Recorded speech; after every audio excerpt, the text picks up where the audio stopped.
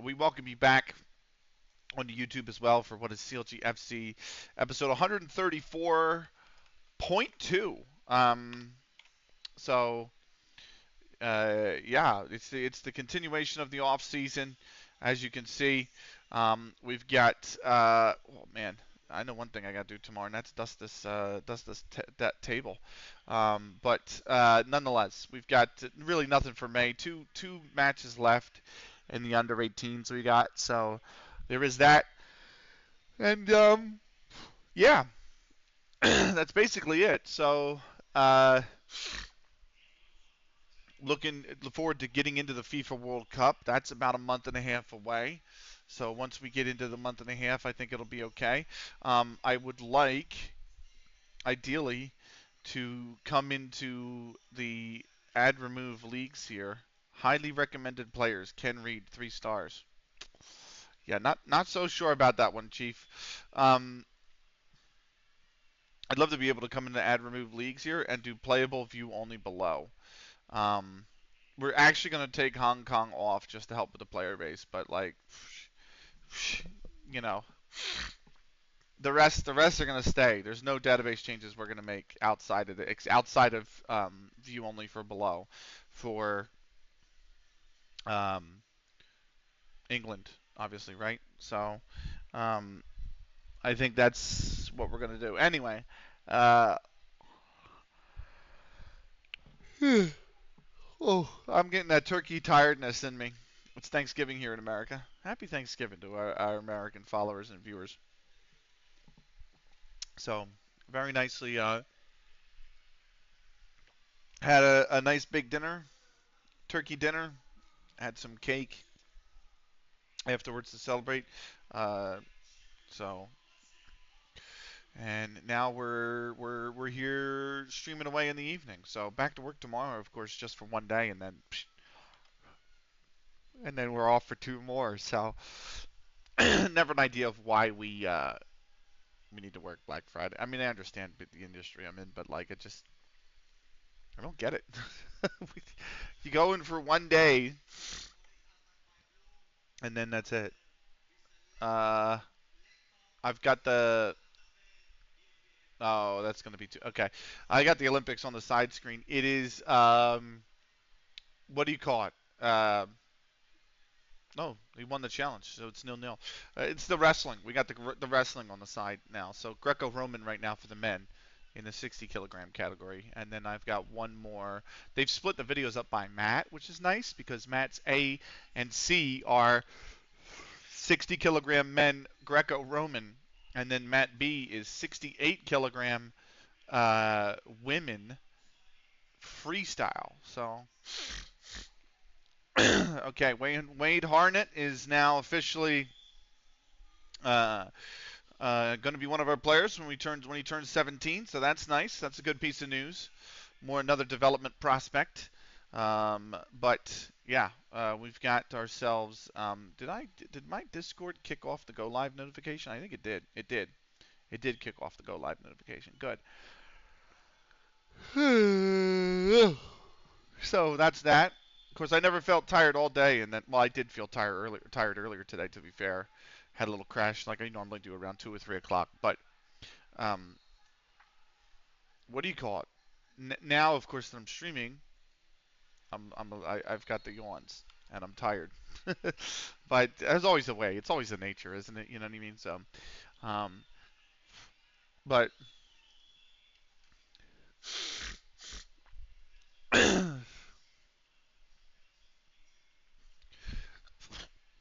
anyway, uh, we are ticking along. Training schedule. Nobody's at training. Here's our penultimate game in the under 18s league, of course, coming up on the 11th. So we have that, and then we have one more after that, the week after that on the 18th. So it might be on the 19th because of Sunday, last day of the season. Might all be on the same day, so they usually do that. Weekly staff meeting. Let's get into it. Then I'm going to put some music on because I forgot about it. Remind me in a month, gentlemen, because um, Previously bought up on 4.8. So I'm going to accept all recommendations, but then that's fine. I can accept that too. And we should tie him to a professional contract. He's only okay. We'll wait. So, music. Let's put on some music. Music, music. First thing I have to do is actually lower the volume of it. Otherwise, it'll be way too powering. So minus 31.5, please, on the music, and then we'll go. We'll continue that playlist we were working on the other night. So the NCS playlist. Here you go.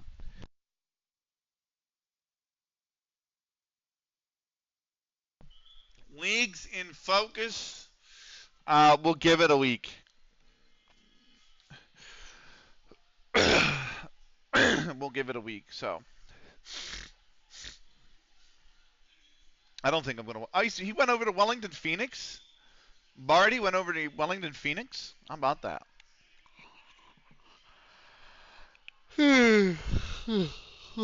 Shit. Close to full potential, leading level 10 player. Okay. We're going to go to about midnight tonight, by the way. So maybe a little past.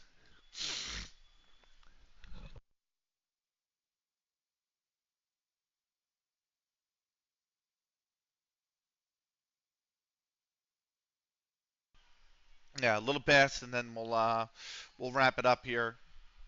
We'll come back tomorrow with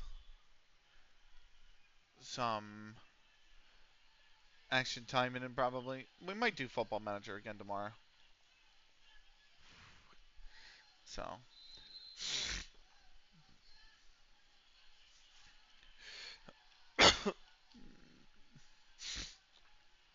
nice. All right, nice. I can apply the advice, but it's not going to be taken to heart because season like nobody's in training. The only players that are still in training are the under 18s, and their season is 2 weeks away from ending. So this wrestling match, it's between Kyrgyzstani and I don't know if you say Kyrgyzstani or just Kyrgyz, but and a Kakistani, and it's very close. Well, the Kyrgyzstani just took a good lead here. Minute 30 left. So, all right.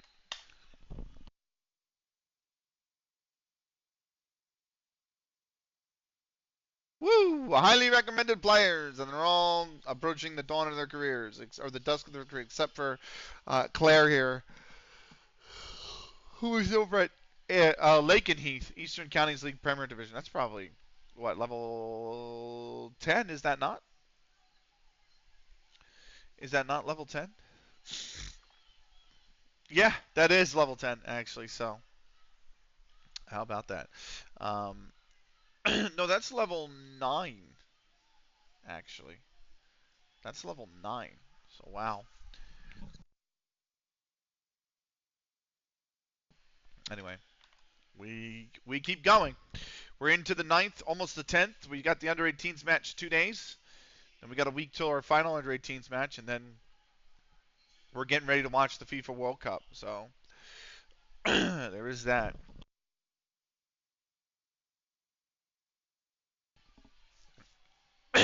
uh,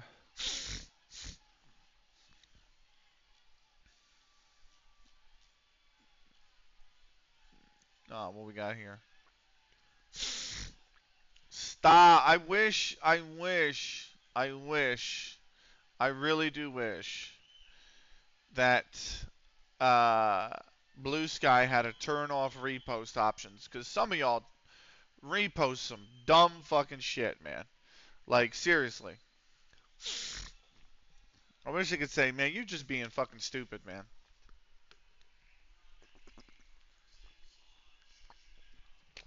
But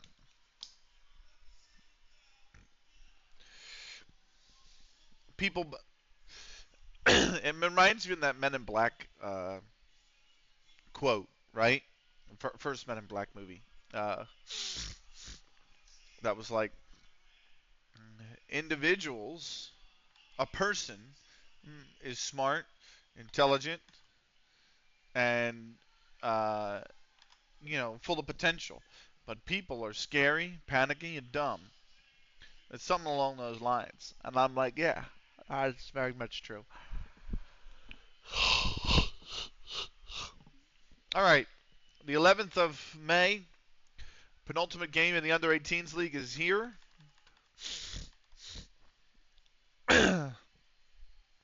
Can we win the Under 18s League? That's the question.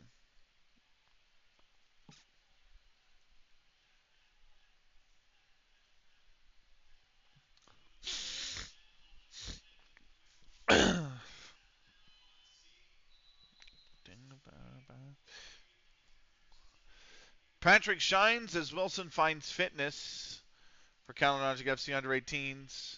We lost Jordan Patrick in the second before Cookies Hankin. It's starting to regen names based on our. Can we edit this name? I can't edit the name. He's not a real player. Scored in the 14th. He did again in the 32nd. Brad Mitchell in the 45th, and we were 3-1 down at half. Brad Mitchell scored again the 48th. Jordan Patrick in the 52nd. We had the chance. We could have gone top. We would have gone top had we won. But now we're 3 points back going into the final game of the season. So, Union beat Toronto. West Ham beat. Is that who is that? Sheffield United, Brentford, and then the Union beat Charlotte. So West Ham have pulled out of the drop with 2 games to go.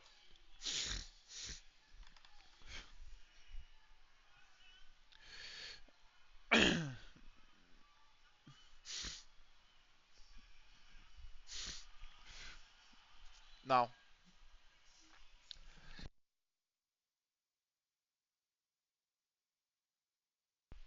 And Konikun's still unable to dictate tempo, and the youth candidates have been evaluated. Oh, wow. Okay, all the rest of the youth candidates are not up to snuff, according to our technical director, Kolba, with the pot friend. What's going on, brother? How you doing, man? It's been a while since you've been in here, haven't it? It's been since May. Wow, man. How have you been? What's going on, man? um, yeah, we're in the off season. You caught us on an off season stream.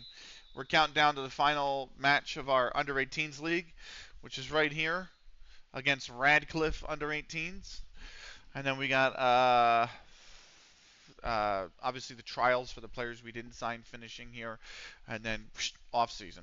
So the rest of England's got about 2 weeks left. So probably three if you count the FA Cup, 4 if you count. In fact, I don't even think they've got that much left. So Oliver Rose could do. I mean, you guys realize that we're not training right now. Steve Ellis actually is worth a professional contract. So I'll pop in occasionally. I'm just a lurker normally anywhere except for Cello Stream, but I'm doing well. What about you? I'm doing okay. I've had Thanksgiving dinner. If you celebrated, I hope you've had a great Thanksgiving, and happy Thanksgiving to you. Um, Easy contract there for Steve Ellis. But yeah, I'm doing well. I had dinner and then I had cake afterwards. Anytime it's a holiday, my family I ate way too much. It was great. Yeah, exactly, right? So I don't know about you, but we always do it in 3 parts, right? So whether it's Christmas, Easter, or Thanksgiving, what we usually do is mainly just for those 3 holidays. Actually, what we do is we have snacks in the afternoon, like around 12 to 1, a veggie tray, right? Usually it's a veggie tray and crackers, cheese, pepperoni, things like that. What do you call those? A charcuterie board, basically, we make. And then we have dinner at like 5. And then about an hour and a half after dinner, we have dessert. And we come back for like cake and coffee and stuff. So we did all of that today, and it was good. It was very good. But The only holiday that we don't do it, I mean, we kind of do the same thing as for is New Year's, but for New Year's, we'll have dinner, and then we won't have dessert. We'll have a charcuterie board at midnight when the ball drops, and then we all go to bed. So, um, that's similar to my family. Snack for lunch, eat an early dinner, and then dessert an hour or so later. Yeah, it's nice. I always look forward to it. So, well, I'm glad you ate well, man. I'm glad you ate well. So, but yeah, I'm glad you're doing well. So, I'm not excited for Christmas though. That's the only thing. I'm not ready. I'm not ready, man. I'm just I have I say like I have so much to get. I'm not buying for a lot of people, right? I'm buying for 5 people this Christmas. That's it. Just 5 people. So I don't um maybe I think that's it's just not a lot. I'm thinking about whether I should buy for my brother or not because I did last year, but this year I don't. I'm not really financially in a state to, and I'd be okay if we didn't exchange gifts, my brother and I. But this year at least, right? But I did get something for his 2-year-old son though. I got his 2-year-old son a toy, so Anyway, aside from that discussion I'm having in my own head, I have 5 people to buy for. I have my 2 parents, girlfriend, boss, and I have a Pollyanna I'm in, right? So I'm not doing a lot of shopping, and I've already picked out my boss's gift. I've already picked out my mother's gift. Already kind of know what I'm gonna get my father for Christmas. So that leaves me with 2 left, right? And I'm like, okay, but I just don't want to. I just don't want to spend the money. That's what it's coming down to. I'm in a position where I don't really want to spend the money. So this time last year, I didn't have any debt, so I didn't mind selling or buying the gifts. Yeah, these 3 are getting released, unfortunately. Um, so I didn't mind, but this year I bought a new car. I've taken on a little bit of debt, and I'm trying to pay it down because I'm trying to go away on a trip to Italy in 2026, right at the beginning of the year, and I'm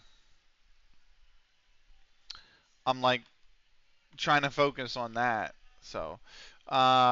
We enjoy big win over Radcliffe under 18s, but FC Halifax Town did draw, and they are champions. It's the first season in 4 years we're not an under 18s champion, by the way. Um, it was Crosby in the 47th. So it was actually 0-0 at the break. Crosby in the 47th, Jordan Patrick in the 51st, Patrick Adam in the 61st, then Jordan Patrick again in the 68th, Stuart Akins in the 70th, Aiden Wardrope in the 73rd. 6-0, but just one too many losses, including over against bad teams. Did we lose to any real bad team? Nantwich Town we lost to. They're not a good team. Radcliffe we lost to. They're not a good team. We lost to the worst team in the league. It's brutal when you do that. We finish a point behind FC Halifax Town in second place. Uh, I'm about to start buying gifts next year. I started a job a month or 2 ago and moved in with my parents after college to save up to try and get a house and be solo next year. That would sound like a fun trip to make. It's going to be. It's for the Olympics. So it's going to be. How's the save going? By the way, Union lost to the Whitecaps. West Ham fucking fell back in the drop zone with a 4-0 loss to Leicester. So West Ham need to win and Southampton need to lose final game of the season, or my beloved Hammers are going down. Union drew Minnesota. The save is going well. We had an incredible season where we were pushed the whole way. We finished. What did we finish this season? We finished this past season 15, 2, and 1. 15, 2, and 1. Okay, we finished with 47 points. We won the league by a single point. So It was crazy. It was absolutely crazy. Uh, what the fuck is that? What was that?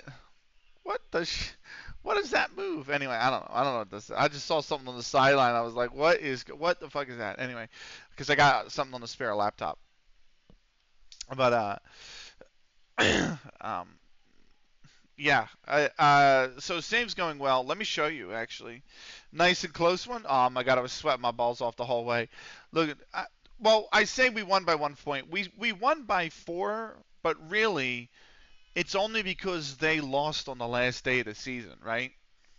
So like they could have won and it would have been 46 points. I forgot they lost on the last day of the season, so my bad. But yeah, they were pushing us the whole way.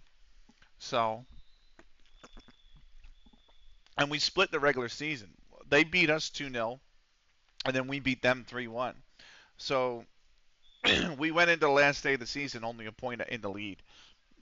But 15-2-1, and had we finished 14-3-1 and Fleetwood Hesketh had won, we would have been on what 45 points and not gone up.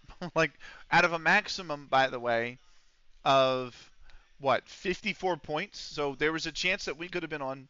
They screwed themselves. Yeah, there was a chance we could have been on 45 points out of a maximum available of 54 and not gone up. Like that is fucking crazy. And then relegation was crazy at the end of the season too because uh, basically old Mancunians.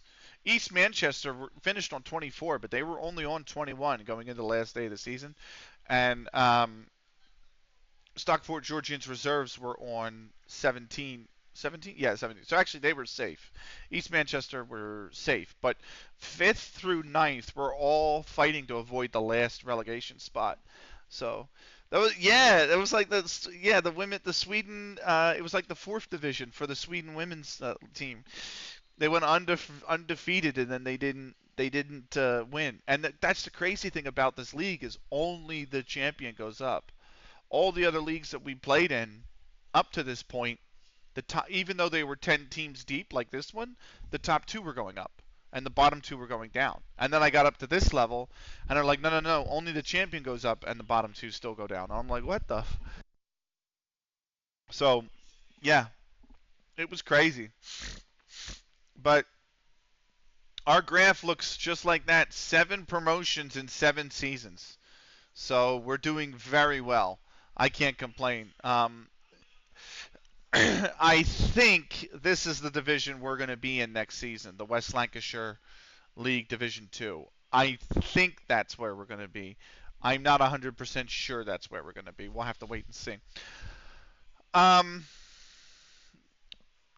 I'm going to do leagues in focus at the end of the season, basically. So we'll see how the top 5 leagues in England finished. Um, so,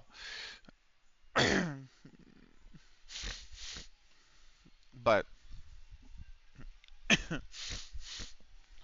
weekly step preseason day. The whole squad is back on the 24th of June, which is about a month from now. And we got the World Cup starting on the 13th, so less than a month from now. We're gonna get in probably to the World Cup tonight. I know, but you guys, there's no. I'm sorry, what? 7 on his corner? Move on. Uh, uh,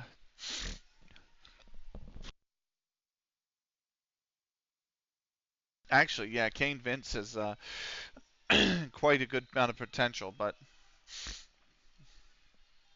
let me offer him a contract as well, and optional 1 year. So we got our budget. It's pretty much the same. I think it's 35,000 a week. So we're doing all right with that.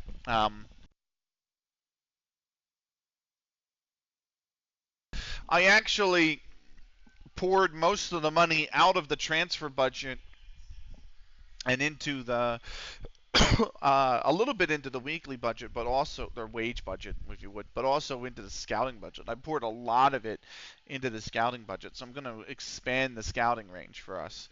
So I think that's probably, uh, I don't want to say wise because again, it's a community save, right? So it's not like you know scouting's going to be massively required, but still, it's one of those things where we are still going to need to sign players at some point to provide depth to the squad, right? Even though it's a community save squad um, or a community squad, we need depth at some point, and that depth is going to come from signing players. So we've had no quarrels about that either. We've signed plenty of them. I say plenty of them, a handful of them really, but um, so.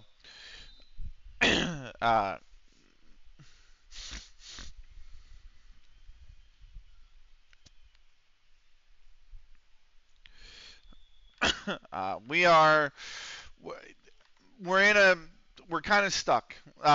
Just an FYI, the database. I talked to Rowan, actually. For those that know Rowan, uh, who is an FM streamer, he went to he played at the FM World Cup as well. Very nice dude. Um, but we were talking about database size today because this is obviously a bit slow, and his is lightning quick, and a lot of it is because of the lower leagues and them being enabled as playable. So we just had a youth intake, which has blown the database up by 100,000 players. So we're sitting on, um, all these leagues being enabled, and I'm hoping by the end of the season, I can tick this over to playable slash view only below. But it's grayed out for me, so I'm not able to do that right now.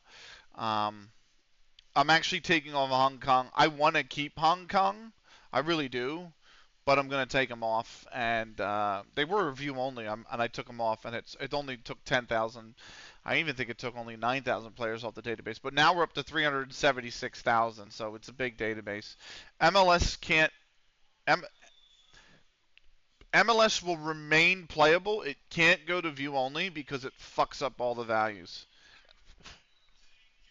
I don't know if people have heard. I'm sure people have heard that, by the way, about the player values in MLS getting jacked up by being on view only. So it has something to do with the waiver procedure. How you have to have players that drop to a waiver if you're going to release them or reassign them to a lower club, and then other clubs can claim them off waivers. So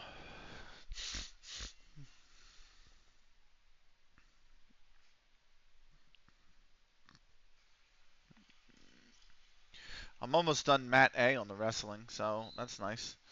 I've got what about 50 minutes left, 45 minutes left. So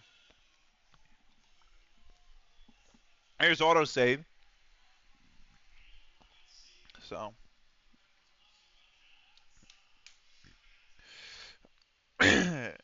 we keep moving on. The English domestic season, it's really weird, actually. This is really late. The Prem is ending. The Prem has one game left. So if I go to the calendar, I'll read that in a second. But this is very odd. If I go to the calendar, the Premier League is done this weekend, which means the FA Cup is this weekend, which means the Champions League is not until this weekend, the 8th, 9th. That's pretty deep into June, actually. So, um, what did you say? Yeah, I know there are a lot of MLS issues when it's not playable. I sold a player to MLS once, and then 3 weeks later, I checked and he was on the third team, his third team already. Yeah, yeah. It's not the fact that it's not playable. You can have it turned off. Like if it's completely off, it's fine. But you have to either have it as playable or not enabled at all. One or the other. You know what I mean? Like it can't be on view only. So, but yeah, instances like that are very much true, and it's also a player valuation problem, right? So,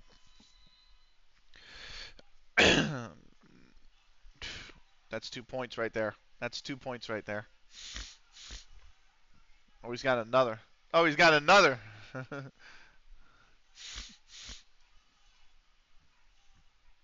So, um, just an FYI for those on Twitch, in about 6 minutes, 6.25 minutes, you have the ads running again. So just an FYI.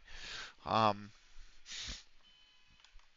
we do have the World Cup coming up. Here we are, the 25th of September, sorry, Saturday, the 25th of May. This is the final day of the season in England. Well, really, the 26th is Sunday, but still, the final day of the domestic leagues in England, and the following weekend is the FA Cup. So, I don't even know who's playing in the FA Cup. Well, he's not going anywhere, mate. Jack Lemmon is not going anywhere. He's under contract, isn't he? He's under full-time contract until 2032. So, can you talk about rumors linking Jack? Yeah, we won't sell him, and you can quote me on that. There we go. What do we check? Oh, the FA Cup. That's right. So if I go to Leagues in Focus, I go to Prem. That was not the way to do it. But if I go down here, all the way to the bottom, first off, the FA Vase, Knightley United beat Mersham. In the FA Trophy, Solihull Moors have defeated Ultracham. Nobody cares about the Bristol Street Motors Trophy. Community Shield. The Carabao Cup, we knew Liverpool won over Newcastle. The FA Cup is Wolves and Sunderland, which is really interesting because Sunderland is not in the top flight. And Wolves are, but they're going down. So Sunderland are coming up, though. Big point of note. Sunderland are coming up. So the crazy thing is, if Wolves win this FA Cup, they will be relegated to the Championship and have to play Europa League from the Championship next season. Sunderland could come up to the Premier League and do the same, play Europa League. So no matter what, the spot is not going to the next in line in the table. Sheffield Wednesday having a rough year. Yeah, 4 wins. Of course, one of them's against fucking West Ham, too. But, yeah, they came up a little too soon. Minus 51, yeah. 35 goals scored in 37 games. So, in fact, if you look at that list, what is that? 2. Southampton is 2. Bournemouth, Newcastle, City, Everton. That's 10, right? West Ham, Villa, Tottenham, Leicester, and Arsenal is 26 of the 35 goals. So they've scored 26 of the 35 goals against, 9 opponents? 10 opponents. So, yeah, not good for them. But the big question is, what is the season going to look like on Sunday, the 26th? So we're going to have a peek. We're going to do a full Leagues in Focus on Monday, the 27th. Then we'll just come back the following Monday for a look at who won the FA Cup, and then we'll come back the following Monday to look at who won all of the European trophies. Right? Union beat Columbus. They're actually charging up the table. My Union. They're 2 points off the top now. So.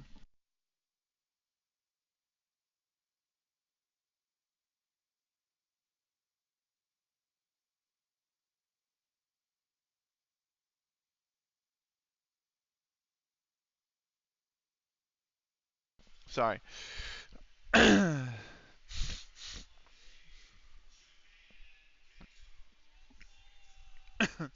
didn't realize there was a points limit in Greco-Roman wrestling, but apparently there is. Anyway, here's the next match. So, yeah, minus 51 for them. Pretty brutal. I think the big story too was Macclesfield. For those who have been watching the channel, Ziggurat, who is oh good, Akoni-kun left his agent. I actually don't mind Tom Francis because Francis prefers his clients to stay at their clubs, which I liked a lot because it helped me with negotiations. There we go. We've ticked into the 27th. So let's see the news. Let's see the social feed. West Ham lost to Nottingham Forest. So unfortunately, my beloved West Ham are going down. Um, Leagues in focus. City have won the title by 18 points. Forest, Newcastle get Champions League. Forest get Champions League. Spurs get Champions League. Arsenal get Europa League. Villa, it is undecided because of, I don't know why. I think the coefficient is why. I think if England finished top in the coefficient, Arsenal gets Champions League, and then Villa would get the Europa League, right? So I think that's why that's undecided there. So I don't think England are going to get the coefficient, though. More on that in a minute. West Ham, Wolves, Sheffield Wednesday down. So that is the Premier League. MLS, Miami lead, and then it's NYCFC, Chicago, Philly, Orlando, DC, Nashville, Atlanta, Toronto. Columbus and New England are a point in the outside looking in the East. Cincinnati's still the worst team in the East. In the West, it's Real Salt Lake, best team in the league. And then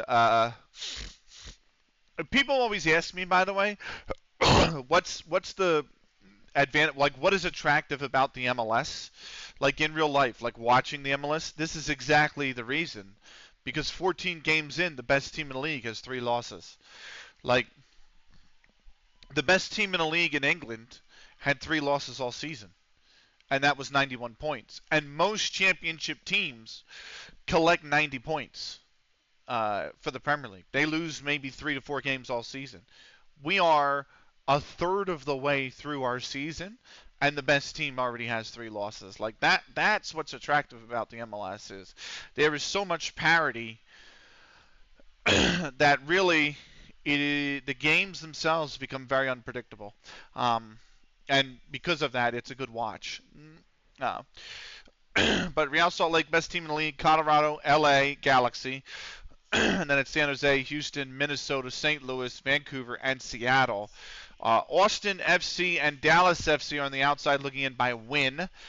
Because remember, wins are the tiebreakers. And then by a point, it's the Scum and Sporting Kansas City. Portland are the worst team in the league. Skybet Championship. League table. Sunderland coming up, 95 points. Sheffield United coming up, 89 points. And then the winner of the playoff was Norwich City. So if we go to the, I didn't want to know. Sort by points, please. So if we go to the semifinal, Norwich beat Coventry 4-2 on aggregate. Ipswich got by Watford on penalties. And then in the final, Norwich got by Ipswich on penalties as well. So the Tractor Boys, unfortunately, are not coming up. Skybet League 1, Derby promoted. Stoke City promoted. And then in the playoffs, Lincoln City got by Rochdale 5-4 on aggregate in a phenomenal series. Reading scooted by Stockport 4-2 on aggregate. In the final, Lincoln City in extra time beat Reading, and they will be going up. Skybet League 2, Carlisle up, Wickham up, Doncaster Rovers up. In the playoffs, playoffs. Notts County got by Forest Green 3-2 on aggregate, and then it was Milton Keynes getting by Mansfield Town 4-2 on aggregate. Milton Keynes, unfortunately, are going up to Skybet League 1 with a 2-1 win over Notts County. Finally, the Vanarama National Southend United are going up as the league winners by a single point. How the devil are we, Betty? How are you, Corinthiano? Hello, welcome. I'm doing well, man. It's Thanksgiving here, and if you celebrate it, happy Thanksgiving. If not, then I hope you had a phenomenal Thursday, my friend. Playoffs for the Vanarama National. Macclesfield got by Bromley 2-0. Solihull Moors got by Oldham 1-0. Semi-final, South Shield beats Solihull Moors 2-1. Yeovil down to Macclesfield 1-0. And then in the final, Yeovil, after extra time, has beaten South Shields to go up to the Football League. How are you, Corinthiano? And that is that. Boston United are coming up to Vanarama League North along with Hereford. And then in the Vanarama South, it'll be Dorking Wanderers going back to the Vanarama National. Worthington will be going up with them. So I wanted to look at relegation real quick in those leagues. Radcliffe going down, Banbury United going down, Southport going down, Ansley Nomads, what a name, going down, unfortunately. And then in the South, the Vanarama South, Havant and Waterlooville are going down. St. Albans City, Leatherhead, and Hornchurch are all going down. Something among those lines, I suppose. Sadly, we don't celebrate Thanksgiving, so no turkey dinner, but we had a decent day over here. Nice. That's right, you're in Brazil, so you don't celebrate Thanksgiving. At least I assume you're in Brazil, because you're a big Corinthians fan, and your name is literally the Corinthiano. So, my assumption is Brazil. Learning new things about FM at the moment. Apparently, a player's form can interfere a lot on your coach and scouting report, especially the development part. Oh, how about that? I didn't know that at all, actually. Lastly, the division. Or yeah, you live in Brazil. Nice. Speaking of which, hang tight. Uh,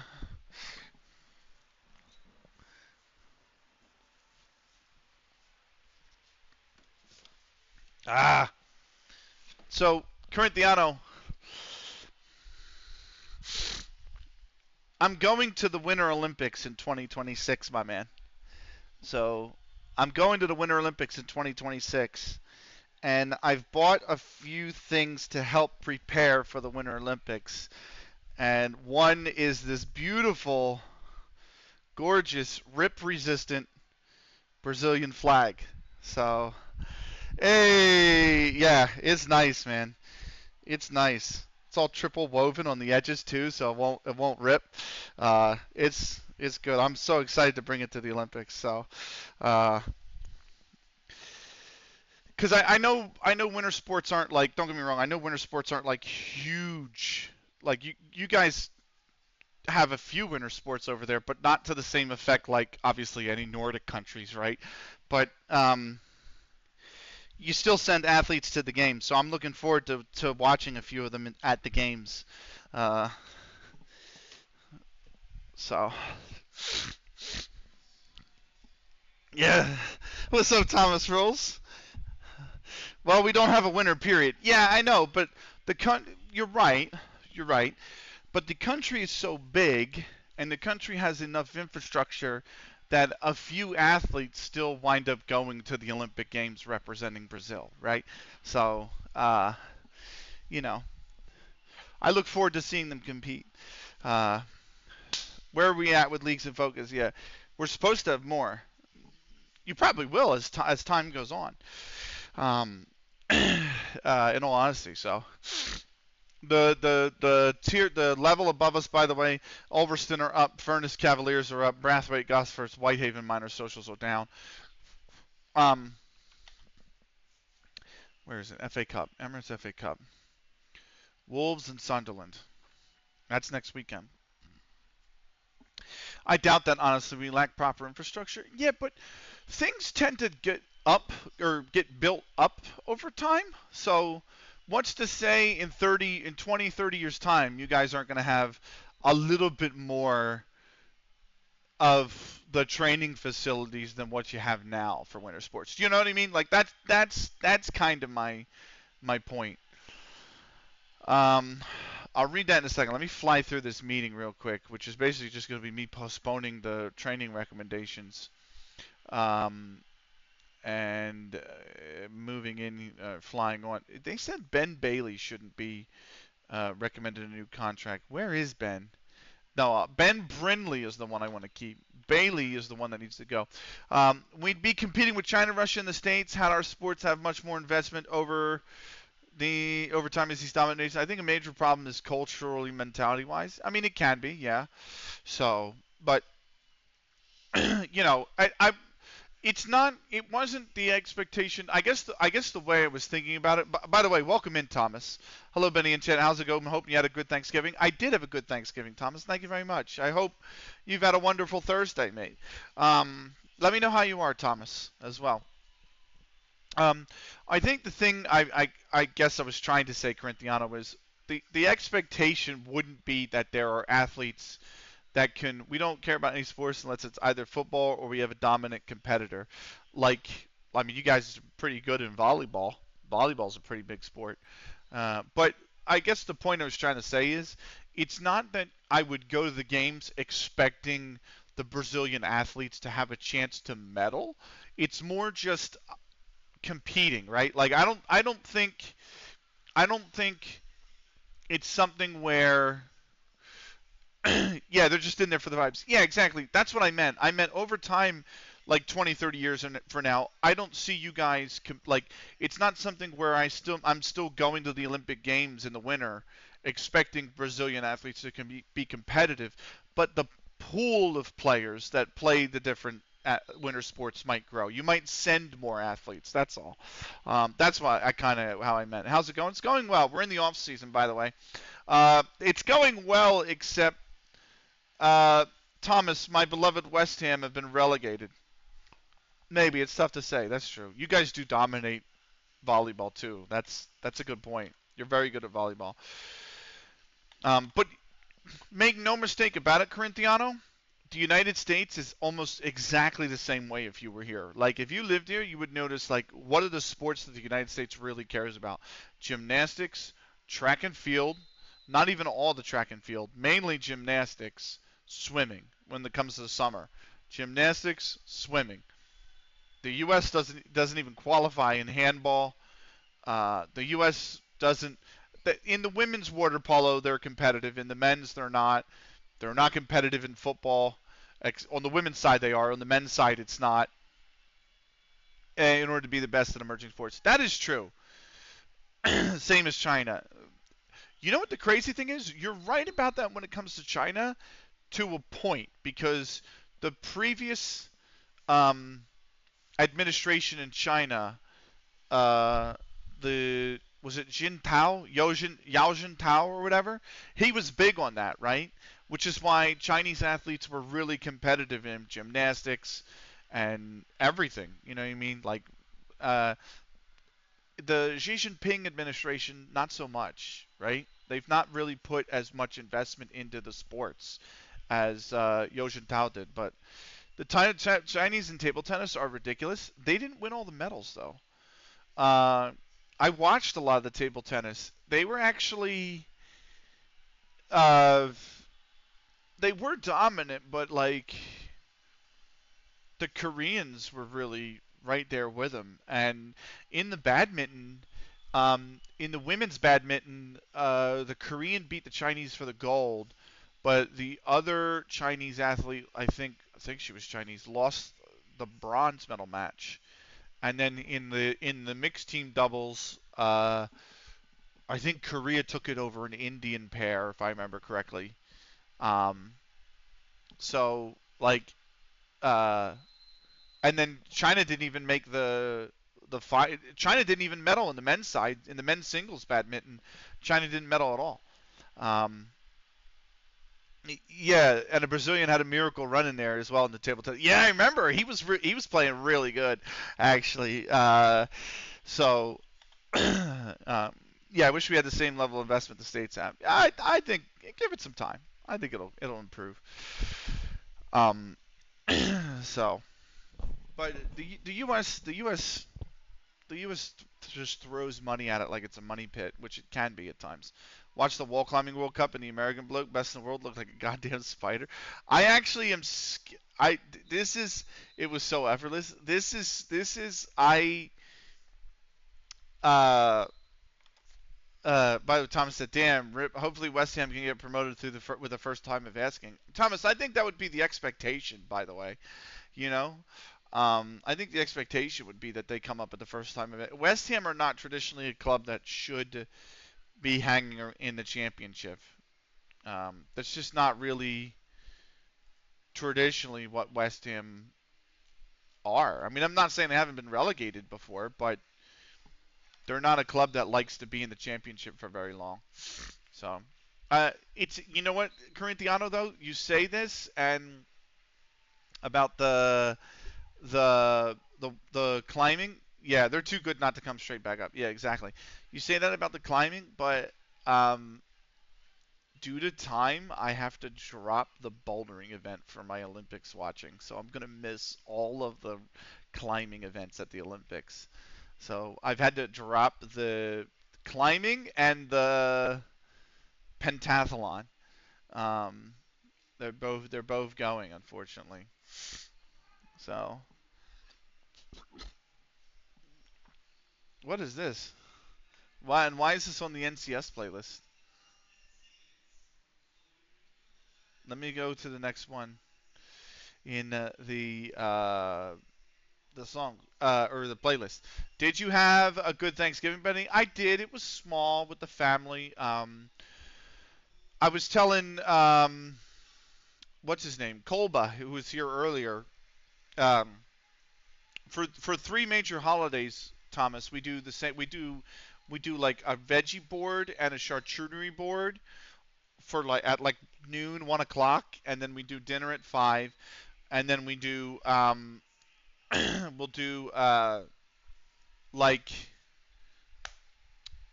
uh, like dessert an hour and a half afterwards. So I had a charcuterie board, little pepperoni, crackers, cheese, things like that, celery, green peppers at 1 o'clock, and then we ate dinner with the turkey and everything at 5, and then I had like I think it was like a chocolate cream pie cake. It was chocolate cake, but it was like almost like a not a cheesecake, but it was kind of like that.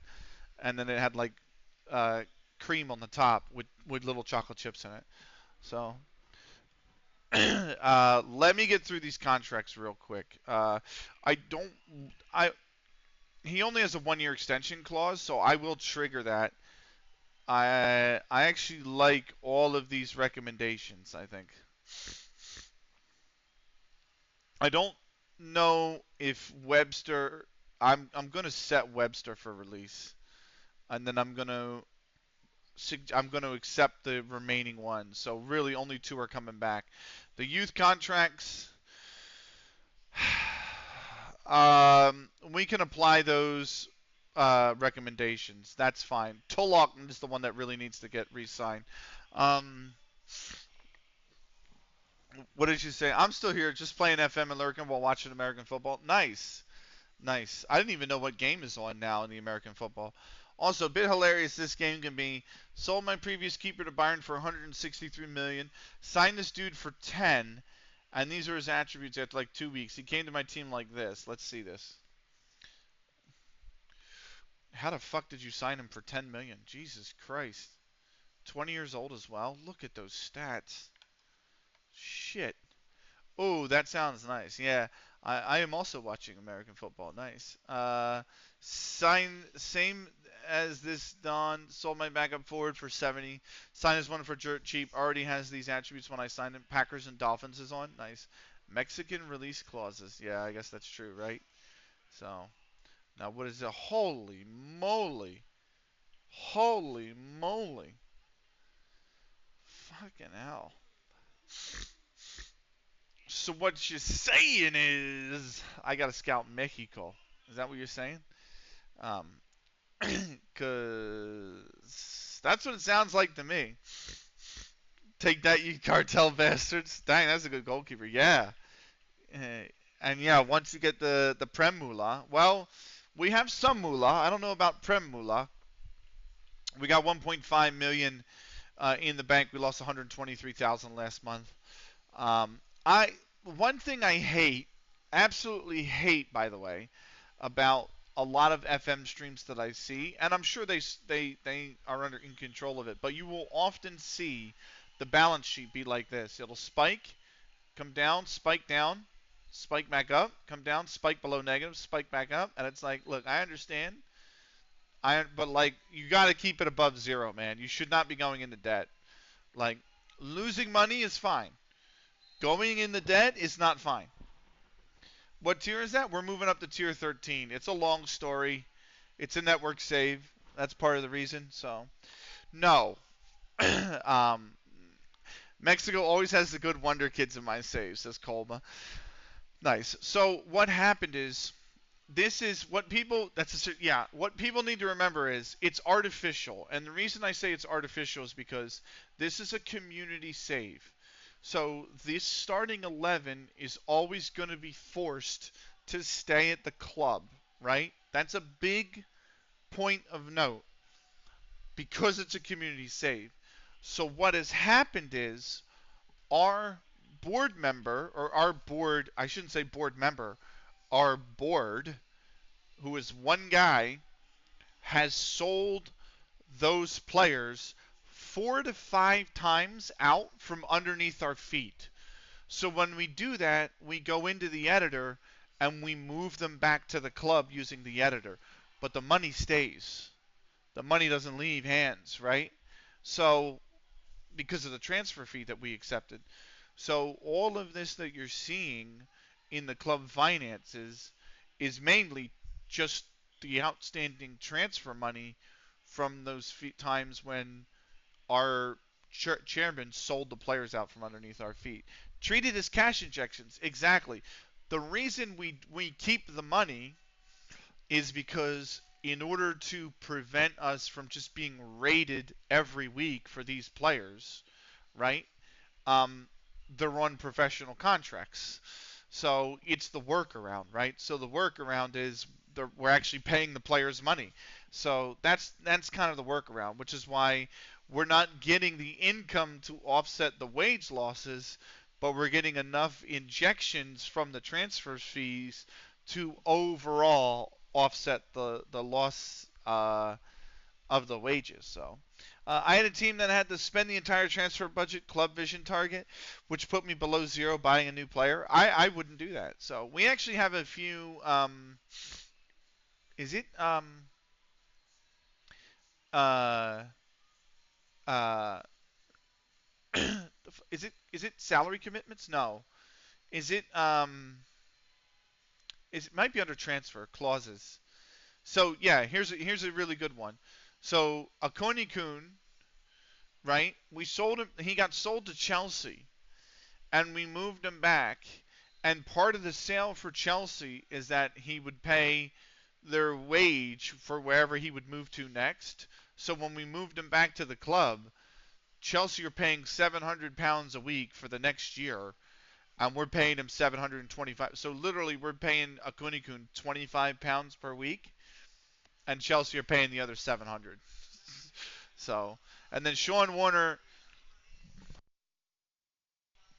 he has a 20% sell-on clause, and he has will be due 500 more when he makes 40 league appearances, which right now he has made 10.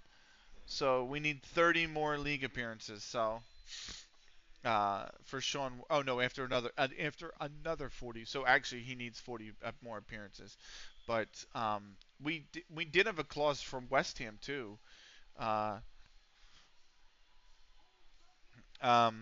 you see, like I moved him back in right here on a like a Coney Coon to Chelsea for 3 million, and then I moved him back on a free. So same with Cookies, who went to Fulham for 900k. So Sheamus went to West Ham, and we actually got we got a lot out of that deal. And Frank went the lead, so yeah. Um, but more on money in a minute. Uh, got it. As for myself, I'm trying to make money in France, but it's hard. Yeah, I know, right? Jesus, especially when I'm getting garbage like this. Uh, yeah, that's not. That's oh god, a sponsorship kit only worth 400,000 over the next 3 years. That's for top flight. That's fucking nothing. I know I shouldn't really pay much to it, but this is always concerning. Yeah, yeah, I know what you mean. Like a projection to be 600 or more million in debt is fucking worrying. My balance sheet is 600 big ones though, at least. Yeah, that's true. I the crazy thing about money in this game is that for the lower leagues, it's actually not too bad. Like obviously amateur, right? Like you don't like. Let me put this in another way, real quick, as Union Drew Orlando. Um, Relying on player sales, yeah. Let me put this another way. So in FM16, okay, I have the exact same type of save going right now. It's a bottom to top save. I started in level 23. I'm up to level 21, right? So I've been promoted twice. I'm in season 3. I started that save with 5 quid. £5 was in the bank account. That was it. I have £11,000 after 2 seasons. So a lot of that's gate receipts. But we have won uh, three regional cups. Hey, making a lot of cash. Yeah, we won 3 regional cups, which have given us the one gave us 1,000, and the other one we won twice, back-to-back seasons, and that was 500. So I've had 2,000 from prize money, and I've had basically the rest of the profits from gate receipts, right? Um, that's a good amount of money for a level 21 club. I mean, you're looking at level 21 sitting on 11,000. That's pretty good. When I was playing FM10, which I haven't played in a long while, but when I was playing FM10, the club that I took over had £1,200 in its bank account, and after one season, which included an FA Vaz 6 round appearance, the and 2 county cup wins, we had £60,000. So it's not hard to build cash coming from the lower divisions. And if you're smart about it, by the time you get to the top divisions, you can actually have quite a bit of money in the bank. So let's remind in 1 month. uh, Remind in 1 month. These two are fine for now. So yeah. Thing is tough. It is tough, but you know what? It's as long as you're good, tactically set up well to succeed enough. Like the lower divisions are fine because you can really rattle off a lot of wins, and you can really, especially if you make cup runs. Like the cups are the most important thing to any club below level 5.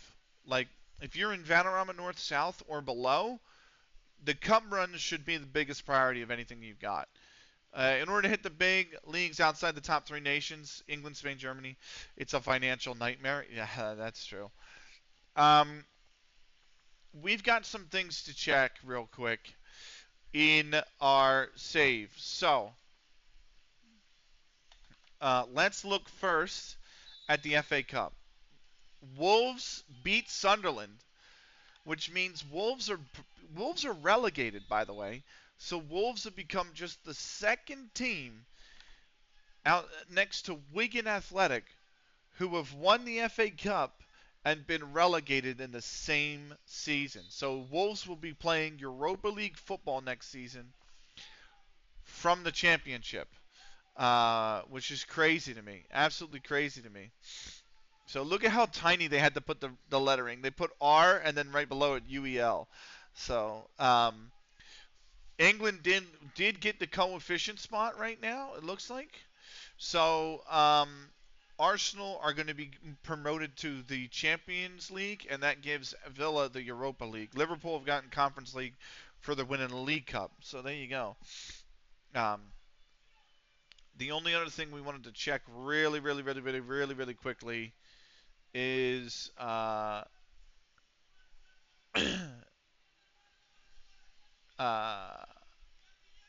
no. Why is it doing? I want Europe, and then I want club competitions. There we go. Whew. Uh, we'll start with the Europa League. What did you type? Uh, Italy and France saves are basically win shit now, pay debts later. I hate playing. I hate managing a club like that. I can't manage like that, which is sad because I wanted to leave my little side financially healthy. Yeah, but 450,000 sponsorship. Yeah, that's awful. I remember Birmingham did that after winning the Carling Cup in 2011. Really? Wow. I remember the Wigan game because I worked retail, right? And I was due to go to work that day, and I was doing it at 3 o'clock, and the FA Cup final was at 12. So I sat down, and I'm all dressed for work 3 hours early, and I'm on the kitchen table watching the FA Cup on my laptop. And then when Ben Watson scored, I was like, yeah, because I couldn't stand City. I was like, yeah, I wanted the underdog to win. So I was like, yeah, going nuts. And then Wigan pulled the upset off, and I was like, oh my god. I went to work after that. But um, right, some shocks for you.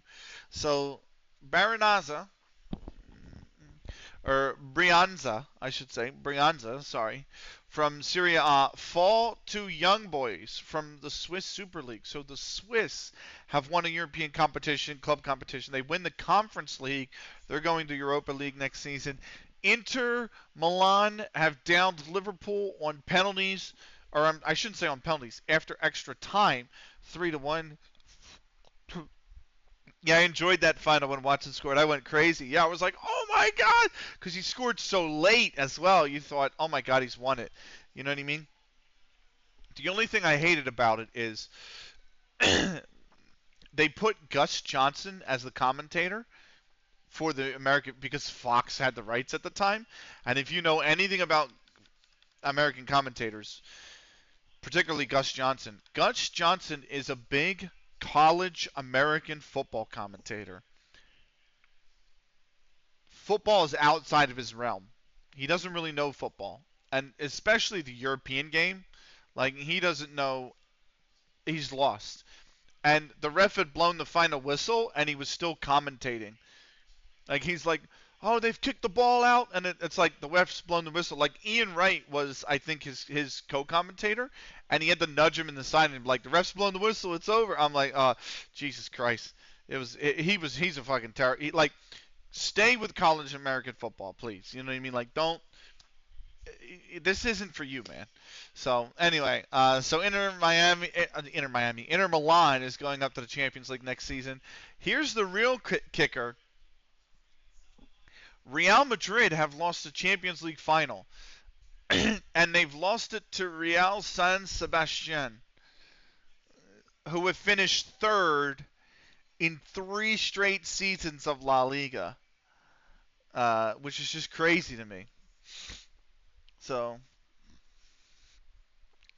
Fox has the rights to that final back then. Yeah, they did.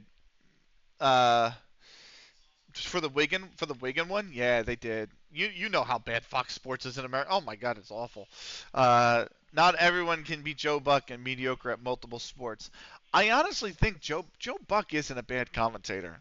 So uh, uh, he does baseball and he does the NFL well. So uh, people just hate him because he's commentated a lot of big moments when their sports teams lose. You know what I mean? Like, um, he's not bad though. But there was one guy that does. Oh, um, you know who's particularly pretty good actually? Well, first off, Al Michaels, I'm convinced could do anything. He's gotten better over the last couple of years. He used to be a lot more boring in my opinion. That's true. That's a good point, Colva. But Joe Buck was. You got to remember one thing about Joe Buck. He's a baseball guy. He is primarily a baseball guy, right? Because his dad was a baseball commentator. He started as a baseball commentator. He does the World Series a lot. Like he's mainly a baseball guy. But um, uh, I'm convinced two things. Number one, Al Michaels could do anything.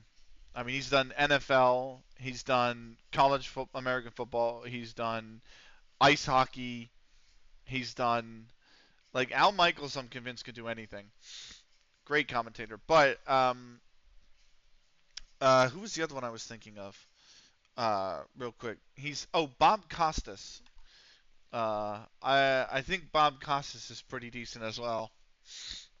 So again, another baseball guy.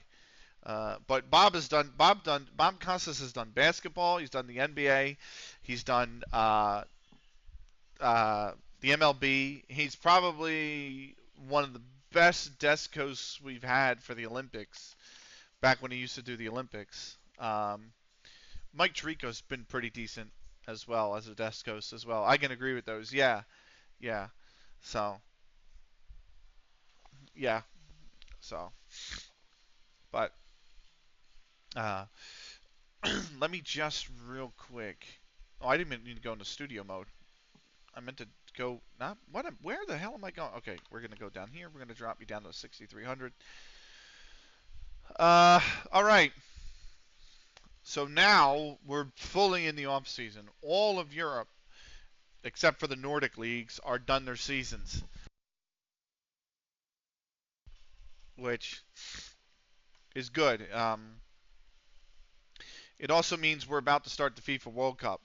So for those here, we do. For those that don't know, every off season we have a rotating off season schedule. So the first season, seasons 1 and 5, we watched the Euros. Seasons 2 and 6, we watched the U.S. Gold Cup campaign, um, which I might drop. I'm thinking about dropping that going forward, even though it's only a maximum of 6 games. Um, and then seasons 3 and 7 here are the World Cup. So it is World Cup season, and we have got the FIFA World Cup coming up. So we're going to be giving that a bit of a watch and see who can come away with the FIFA World Cup. We got some interesting games: Burkina Faso and Denmark, Korea, Jamaica. Uh, Coming up, that is the wrestling done on Mat A. Now I have Mat B, and then I've moved on. I'm done the eliminations on the wrestling. So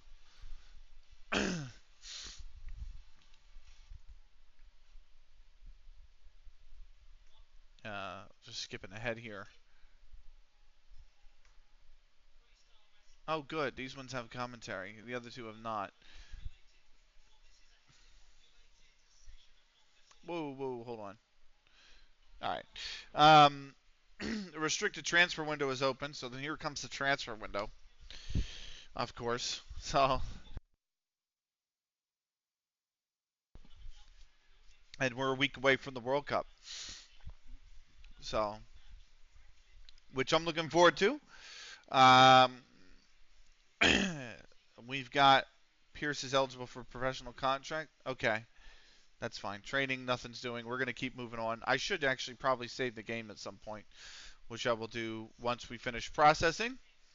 Which look at that. Let's give the game a save. Um, so,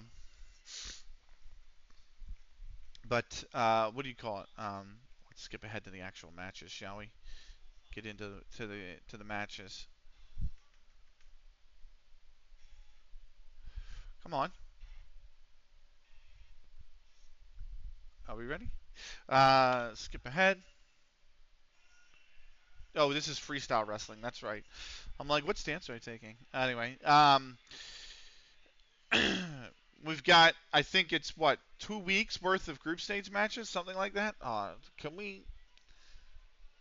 Can we? Can we skip for this meeting? Skipping the last topic of the meeting will cancel the staff meeting and cannot be under. Yeah.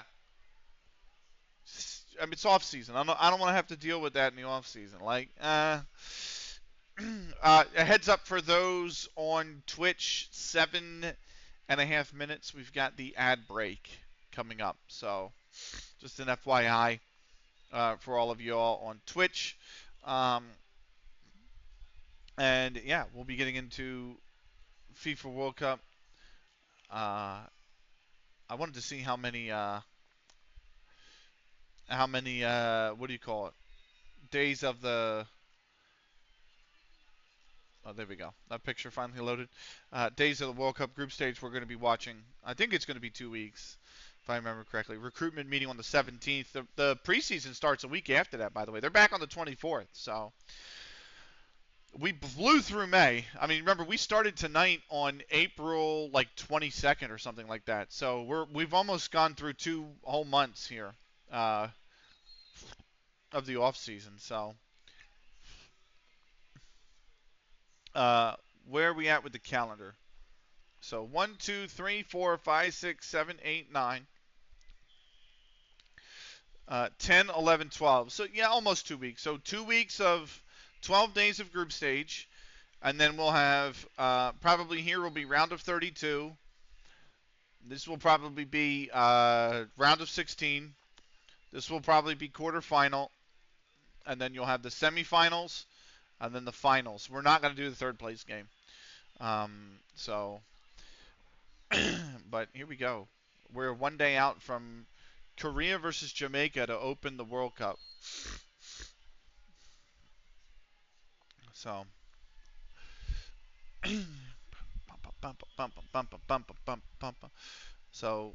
tonight's stream will be World Cup, and then the next stream will be. I'd imagine how much time we have left in the stream? 2.5 hours. So I'm fixing to get through a few games here at this World Cup, and then the next stream I'm actually gonna let me change it now. Actually, I was gonna do FM again tomorrow, um, which I can, but I kind of at some point want to go back to action timing, and so we might at some point do that this weekend or this week in general. So, wow. I saw somebody saying this save is a disaster, and I'm like, well, yep. Uh, but FM can do that to you. Um, but you know what? I might just keep. I might. Oh, you know what? I closed the tab with my schedule, and God darn it. There we go. Um, I might keep FM on the schedule for tomorrow because I'm fixing to run through the World Cup quickly and I want to get to season 8, the start of season 8, fairly quickly. So I think that's what we're going to be fixing to do. Figured World Cup tomorrow. We'll get through most of it. We'll get through probably 4 games tonight, maybe. Uh, and then we can get through like another 4 to 6 games tomorrow and be done most of the group stage. That way, next week when we do FM next week, we're progressing into the knockouts. Paraguay have beaten Turkey 3-2. Japan and Benin drew 1-1. That's a big point for Benin, by the way. Ukraine beat the United States 2-1. That's not good, man, because the U.S. has got Morocco after that, and I think they're a little bit tougher, right? Ukraine is ranked. Where are you ranked? You're ranked 13th in the world, and Morocco are 26th. Where's the U.S.? 14th. That's not a good loss for the U.S. at all. Iraq is not even a pushover in this group, 63rd. They did lose 3-1 to Morocco, though. So Brazil will be playing Finland. Korea is playing Japan. They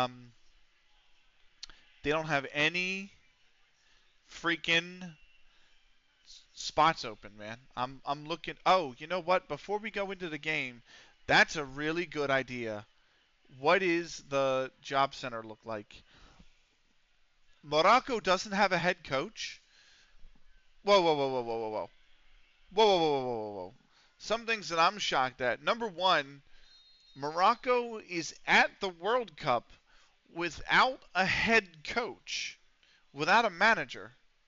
There's no manager for Morocco. There's only an assistant manager.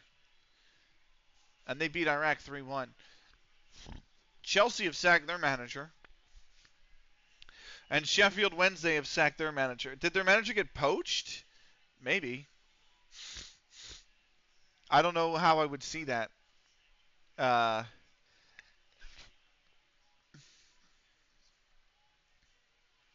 Here we go.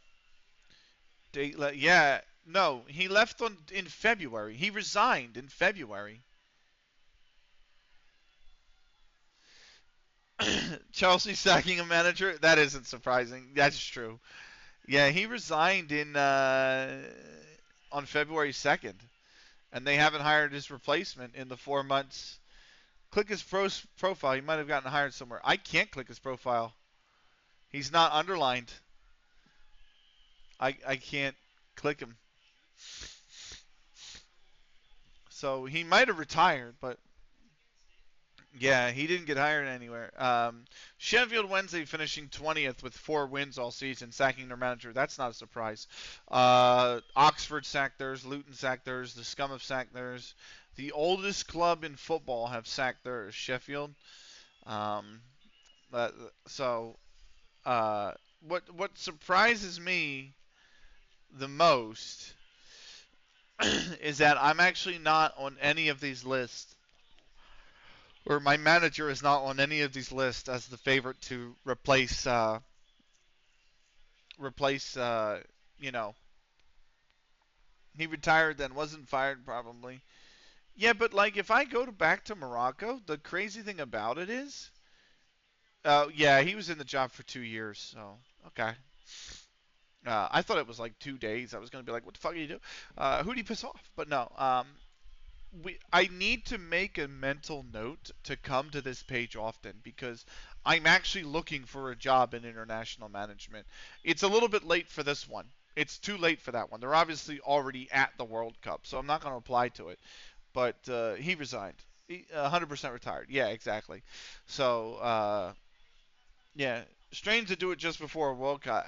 Yeah, that is odd. Um, you guys got the ads in 15 minutes. I'm not going to start the game, but I'm going to use the ad break to use the restroom.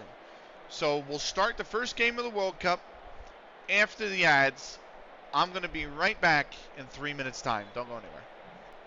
Right, we're back. And we're into this opening game. Korea and Jamaica. A 4-4-2 from Korea. That's interesting. Jamaica's in a 4-3-3. Benny, happy Thanksgiving. Pixelated, happy Thanksgiving, brother. I hope you've been well. How was your Thanksgiving? We're spending it watching the 2030 FIFA World Cup. This is the opening game of the groups.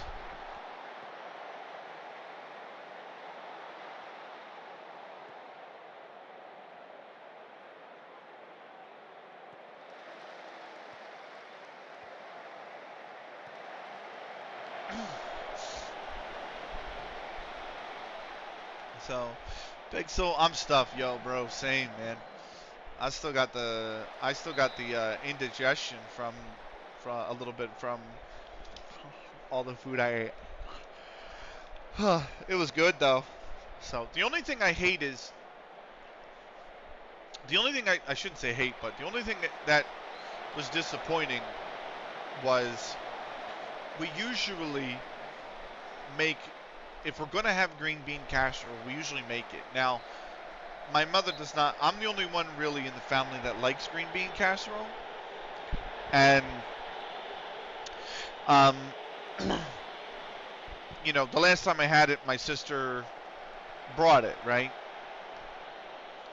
So we weren't with my sister this year. But we didn't make it this time. We just went and store-bought our green bean casserole. And I made it. I made the store-bought version of it, and it was not good. It was awful. We actually threw it out because I had a spoonful of it, and I was like, oh my God, this is really bad. And my mother was like, really? And I'm like, yeah. And then she had a spoonful of it, and she's like, oh, this is terrible. And I'm like, yeah, it's not good. So the green bean casserole, disappointed. But we had mac and cheese, corn, warm biscuits, obviously the turkey with the gravy. Yeah, it was good. It was really good. So my dad had candied yams, and my dad and my mom both had stuffing. I'm not big on stuffing, but it was good. It's a lot of food, that's for sure. And that's not even everything we cook usually for Thanksgiving. Usually, if we're having people over, it's all of that plus mashed potatoes and string beans and potato salad. And we didn't have any of that this year. So it was only 3 of us this year, so there was no need to, like, what's the point of making all that food? You know what I mean? When it's only 3 people at the table. So, but I hope yours was well pixelated. So, oh, go on.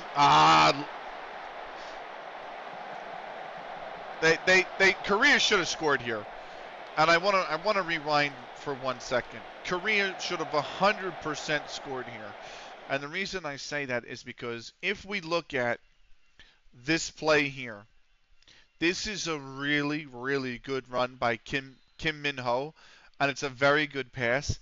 This player here is pointed to goal, and he steps back and he picks the pass, and then instead of shooting, even though, yes, this is very tight, I mean, you're asking for like a potential nutmeg, like there is probably an 85% chance, 90% chance that a shot from here gets blocked or saved.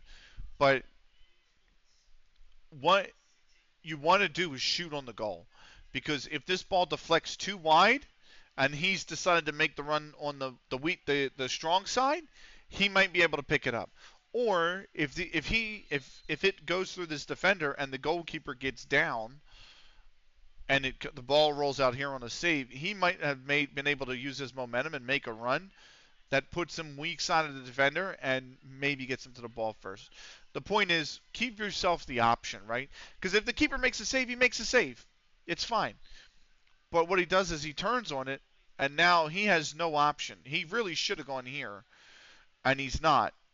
And he's waited, and he's taken a touch, and now the ball goes nowhere. Like, he has had 2 options to score a goal here, either on the shot or on the turn and pass here, because he's peeled a 3rd fucking defender off of him, and he's decided not to do that. He's decided to be... That pisses me off, man. Like, just understand, like, you do not... I wish there was almost like a Dennis Rodman version in football. I mean, there kind of is. We call him Kevin De Bruyne, but, like, you know, just understand the opportunities that you have in the moment. Don't look to score if you're not in a good position. Like, always look to see what is the best chance that the team can go in front, not that I can score. You know what I mean? That's my point, I guess. That kind of play frustrates the shit out of me. Like, you're given a golden platter of a cross from a really good play, and now oh my God, that hit the post. They were almost losing. But yeah, that was a golden opportunity for Korea to go in front, and they've absolutely wasted it.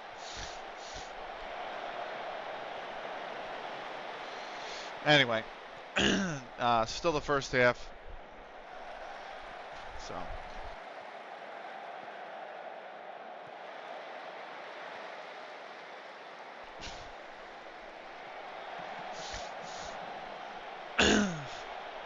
But I hope you've all been well. Are you guys, here's a big question. Are you guys planning on Black Friday shopping? And if you are, whether online or in person, don't matter, but what are you planning on getting? So my mom wants a fruitcake, so I'm going to order her a fruitcake. I don't know why she wants a fruitcake, but she really wants this fruitcake. So I'm going to order that for her. And then my dad, I'm going to get a Sudoku book, because he likes doing Sudoku. And then my boss, I'm just going to get like one of those gift towers, like a chocolate gift tower. Maybe some Switch games from our nephews. Nice. There you go. So I only have my boss, my girlfriend, my Pollyanna, and my parents to shop for. and I know what I'm getting from my boss and my two parents. So now I just have to think about what I'm going to get my Pollyanna and what I'm going to get my. You waited too long. He's off sides. The ball should have gone over the top, and he could have made the run. What do you call it? But yeah, I don't know when I'm going to get the girlfriend. Here's the thing, I I I can't actually get her what I normally get her because I normally get her makeup because she doesn't work, right? She's a full-time college student, so she doesn't work. So I usually get her makeup or hair care products or something like that she needs. And good save. I can't get her that because she's taking an internship that's going to be in Hawaii next semester for her last semester. So right after Christmas, she's going to be going on a plane and living in Hawaii for 4 months. So obviously she can't take that on travel. So that's like what do I get her? You know what I mean? Like I can't get her the normal stuff I get her. So I haven't figured it out yet. But I'm just gonna lower the game volume a smidge here. But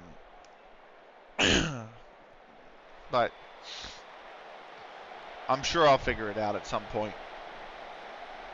So, I'm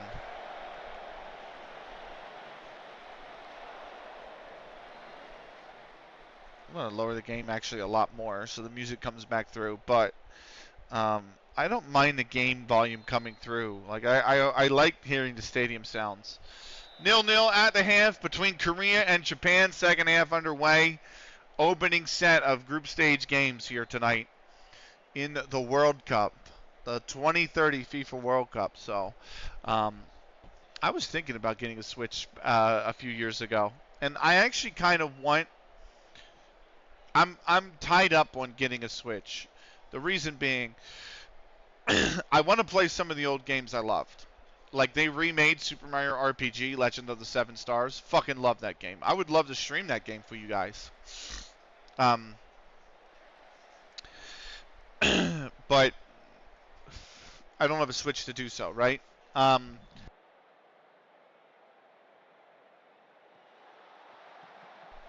other thing is, so I could get one, buy one, stream one. That'd be nice. The downside is I'm not really in love with the thought of paying Nintendo money. I just think as a company, they're genuinely an awful company. Just ethically in the way they operate. I think they're an awful company. And I don't really want to give them my money because of that. So I just think how they've treated their community and their fans has been extremely poor. Like they rival EA in how poor they treat their fans, and that takes a fucking effort. That takes an effort. So it's a good save.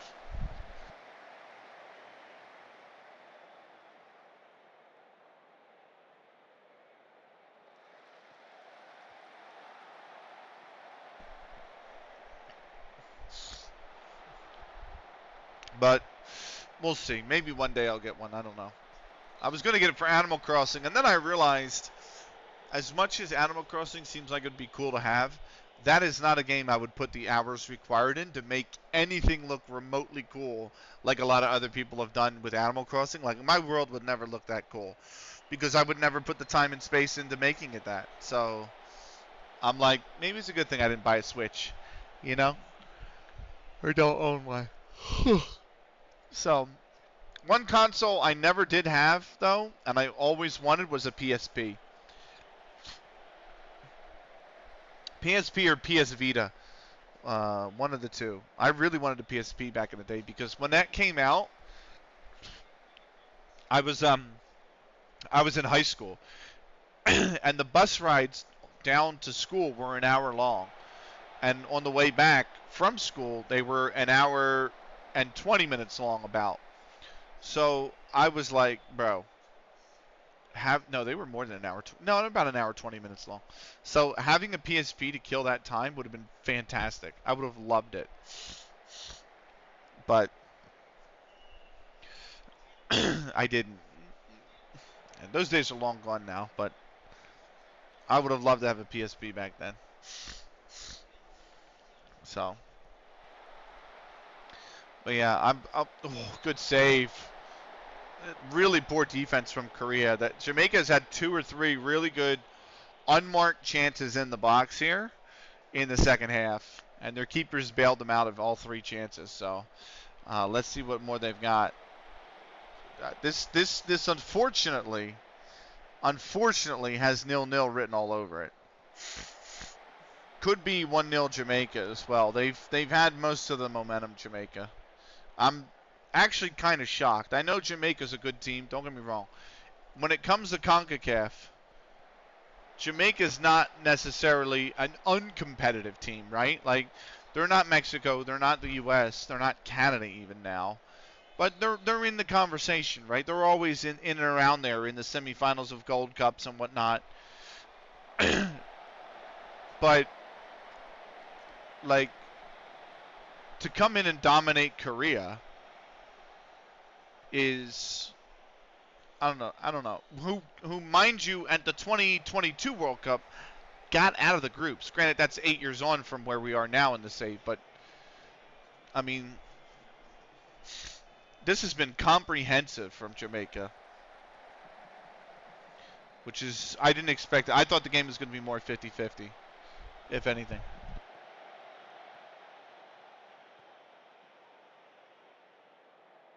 That's a penalty, and I don't think that should be a penalty. And now VAR is going to intervene. I would say they've given a penalty. I think that's soft. I think that's really soft. It looked like he had won the ball to me. But here we go. Oldfield to put Jamaica up 1-0, and he has. And that might be it. What a last name, Oldfield. That's how I feel.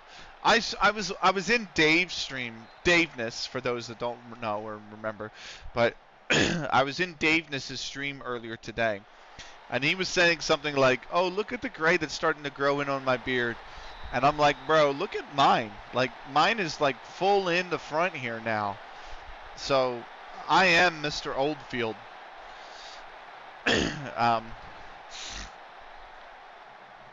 But if I got rid of the beard, I would look a lot younger. Korea have to press now. They got no option. So we'll see if they can come back. But they came into this game too defensive minded. See, they just changed formation. They were 4-4-2 for a while. Now they've just changed. So they shouldn't have been a 4-4-2. Korea doesn't have a talent base to make like a 4-4-2 is too defensive minded for them. They need to be. Korea either needs to be a 4-3-3 or like a 4-1-4-1 even, or like a 4-4-2 diamond with the player base they have.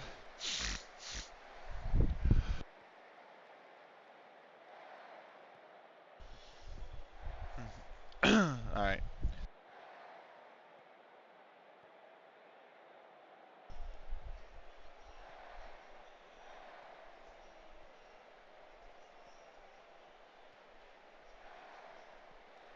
Nice.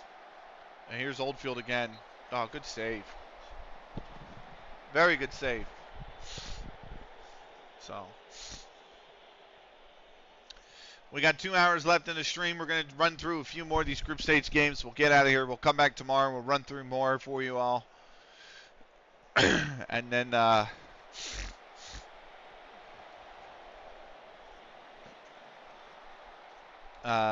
when is our next FM stream? Tuesday. So honestly, by Tuesday we're going to be done group stage, like flat out.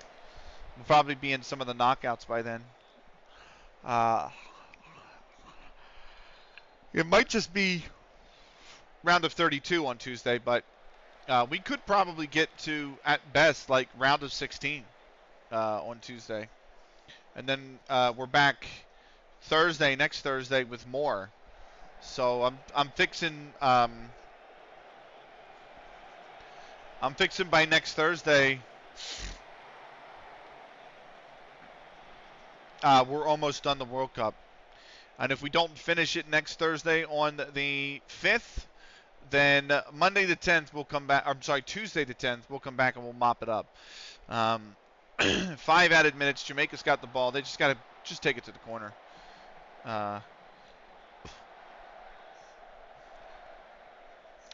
Not a good loss for Korea, who did well in the previous World Cup.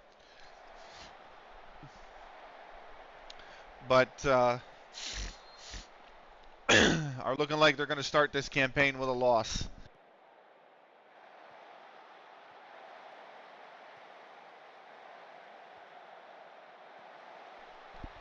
The problem that this has for Korea is that they haven't played the tough teams in their group yet. I mean, they still have Brazil in this group. And so getting out of this group now, to me, is going to be a difficult ask. Big win for Jamaica. Big win for Jamaica. Ethan Oldfield from the spot in the 82nd minute, but Jamaica dominate. I mean, Korea had 35% possession and 3 shots. And they played a 4-4-2, which means it tells me they had absolutely no intention of coming out and grabbing this game by the horns and winning this game. Yeah, Korea has to play Finland and Brazil. So Jamaica was ranked 37th in the world. Finland's probably below that. Yeah, and 48th. And then they have the second best team in the world. So something tells me that they're not getting out of this group. They actually may finish 4th in this group.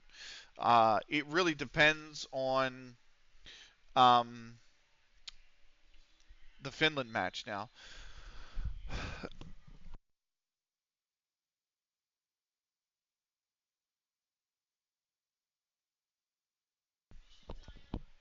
So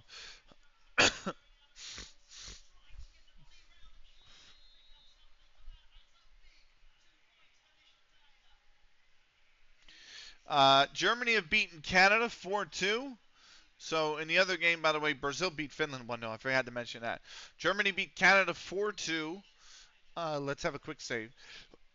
Saudi Arabia will play the Ivory Coast. We are going to attend the debut of Burkina Faso in their match against Denmark. Elsewhere, Australia plays France.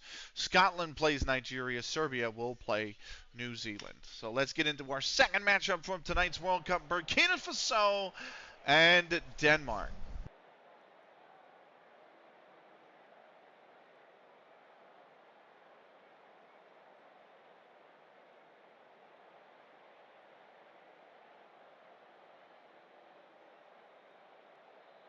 Samsung Community Stadium. Where is this being held at?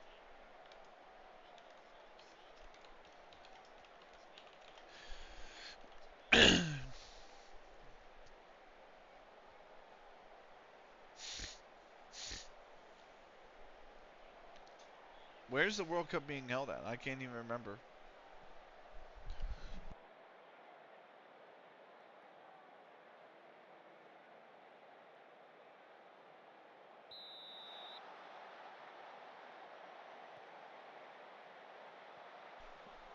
Actually, if it's 2030, I think, isn't 2030 going to be like Morocco, Saudi Arabia, and Spain or something like that, or Portugal and Saudi Arabia, like some shit like that, isn't it? Hold on. 2030 World Cup.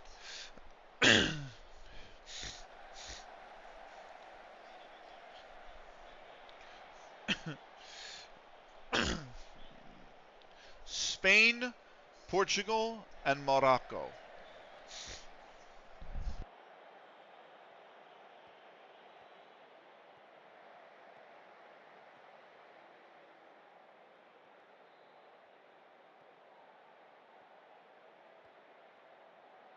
And also, obviously, they're doing the university matches in South America, but I don't think I don't think the game cares or has that in. So.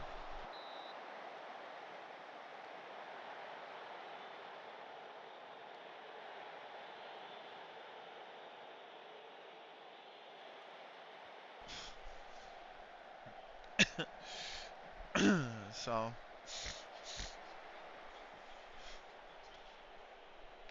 Burkina Faso in the white. Denmark is in the red.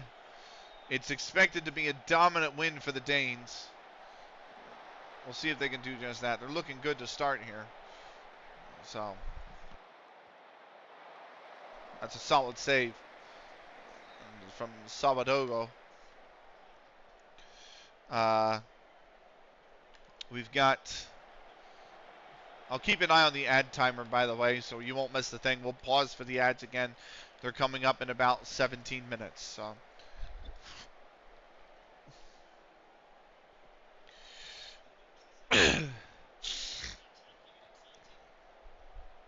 I wouldn't even know how to say this player's name. Holy moly. Is that Bertilson Helenius? What a name. So, Larson, I know. That's easy. Larson's easy. Björg. Sorry, that's Björg. Krudson. Jacobson. Speaking of Danes, by the way, I had the badminton one today and the men's final, and the Dane won that one. That was actually pretty good. Well, he was very dominant. The first set was a little close. The second set, he blew the guy away. And then he was 2 points from winning, and he had trouble closing it out.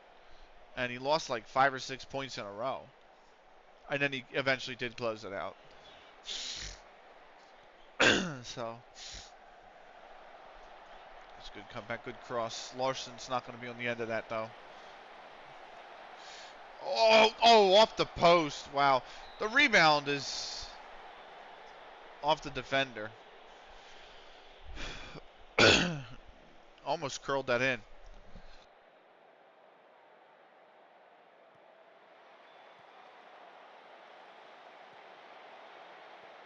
Oh, he's fired it way over. So.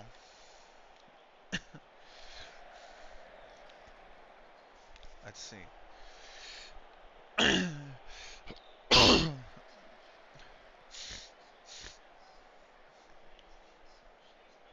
I did need to I meant to look at video. Okay, I still have the one and today's. Okay. For those that don't know, by the way, who might have missed anything that they want to maybe catch up on for CLG FC, it's exclamation point YT or exclamation point YouTube in the Twitch chat. It will link you to my YouTube channel. Everything from this save is on that channel. Starting right from the very first game in the very bottom division of England in level 20, right up to all the off-season tournaments we've watched, right up to, I think today I uploaded the final game of the season we just finished. So I had the first off-season video from the other night. And then I'll have to upload this one as well. We have our Unreal Tournament commentary for this actual multiplayer Assault Cup we're doing, which commentary continues this weekend for, by the way. I have to sit down tomorrow and figure out the schedule. And then we also have our Action Timing and playthrough. So the 14 parts that we've played that game on stream, we have played it off stream as well, but the 14 parts we played on stream are there. I don't know why there was no trailing run for the man outside this box, by the way, to come in, because Esperson did so well with that ball, and if somebody was just a late runner, he could have passed it into open space for a clean shot. Instead he had to take it himself there. What else we got on YouTube? We have the Unreal Tournament bot tournament that I commentate and run on the side. That will be back in March. So look forward to that. What else we got? That's basically it, but I have custom playlists as well for music on there as well. Um, but yeah, YouTube's got a lot of content, but includes all of these episodes. We don't play this off stream. We only play this on stream, and everything is recorded and uploaded to YouTube. So I have a whole history of the matches on YouTube. So that just skimmed the top of the net. So definitely check it out. Um, Denmark have dominated this game more than Jamaica dominated Korea, but the Danes have not been able to find any finishing, and we might go scoreless at the half. So, in fact, Burkina Faso have not had a single shot. Oh man, are Denmark about to be FM'd? Denmark might be FM'd here. Here's Da. Bada. Back to Da. But Da's offsides.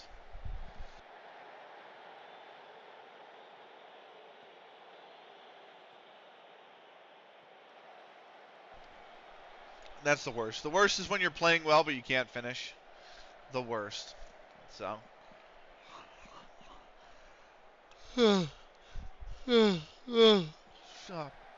Anyway, Denmark coming again.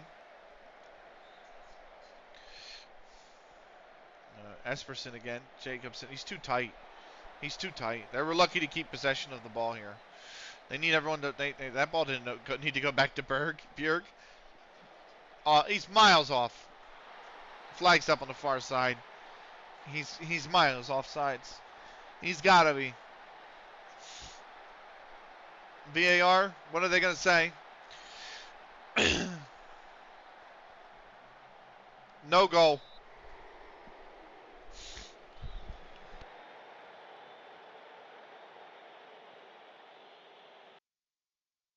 Oh my God, he's like, bro's like 2-3 yards off sides.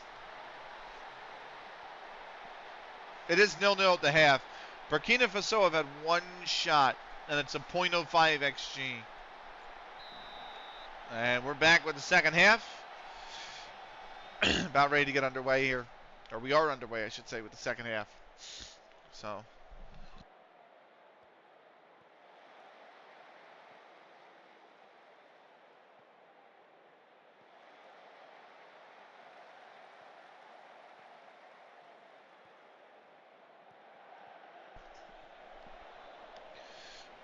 Denmark can't find the back of the net. Oh, that's a good cross.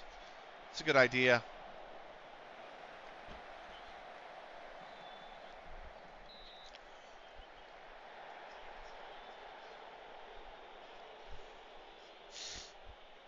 Yep.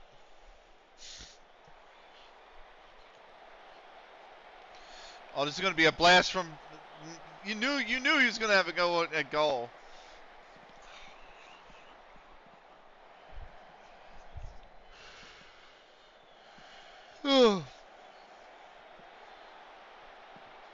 Uh-oh. Uh-oh. Burkina Faso. Uh-oh. That's not a bad attempt over the top. Denmark have got to get something going here.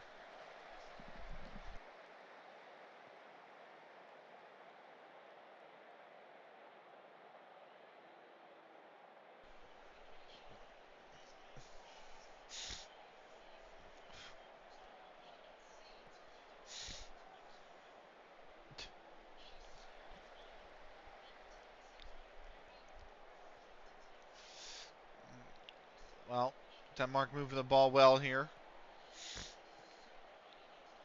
He's just beat his man in space. That's a good idea to cut back. This man didn't need to. He should have stayed back. He didn't need to go all the way to the line. There was the space within him to hold up because that ball got cut back to the wing. He could have stayed within the space between the lines, which would have been. He would have had a shot from about 13, 14 yards because he would have been open for the pass. He would have had to one-time it, but it would have been a good opportunity for Denmark. So,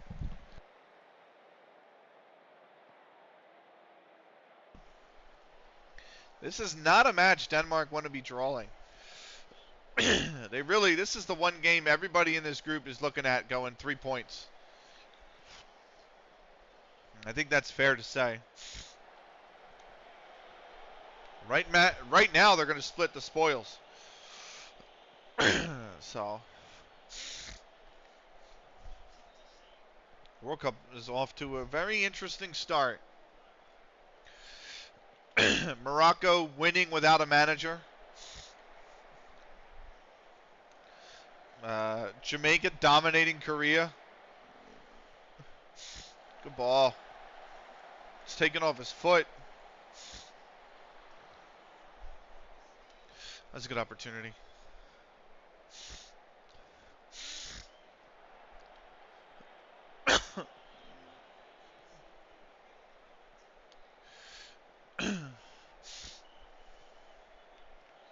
There's Larson again.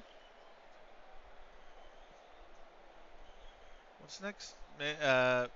Oddly enough, you know what's funny? We mentioned table tennis earlier. That's the next video, is men's and women's team round of 16 table tennis. So, I watched some of the early games in that already, but now there's more games. The afternoon, I watched the morning session. I'm into the afternoon session now. So,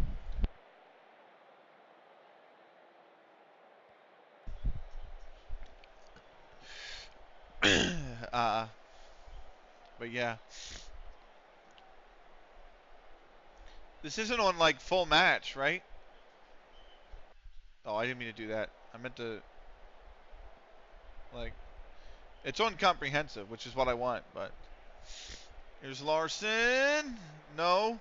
Almost came back to him.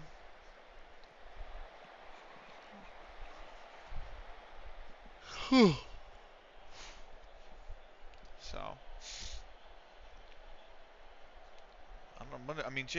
They've just had so much of the ball, Denmark. How have they not scored? They've had so much of the ball.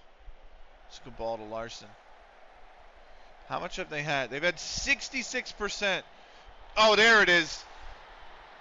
The breakthrough is finally happened for Denmark.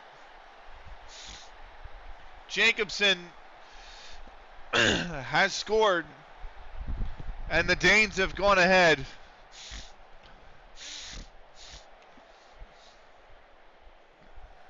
It's a good cross. It's a really good cross.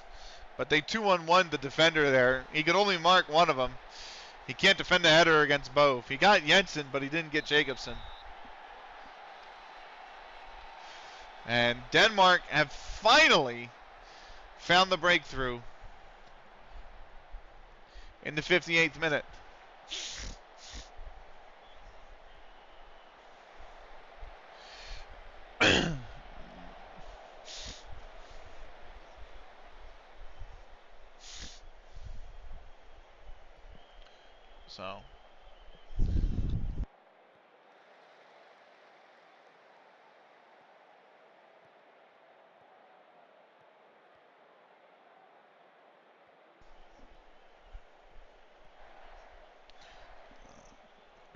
So they're using, I think, the same arena they did the judo in for the wrestling.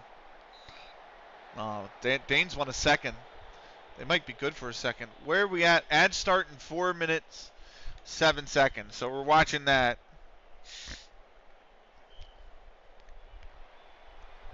Oh, almost a second. Sabadogo has it, though.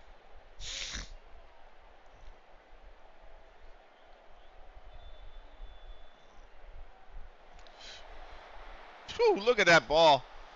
Look at the curve that cross had on that ball. Maybe I should be looking at this guy.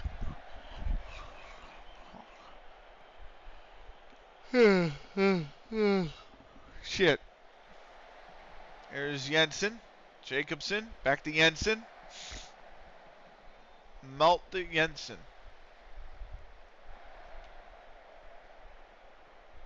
He's had to get rid of that ball. He's done very well to do so. Björk back to Jensen. Jensen. Dennison. Larson. Björk. Dennison. Björk. Krudsen. Too much passing. Too much passing. Not enough conviction. Not enough. Not somebody not willing to take a good touch.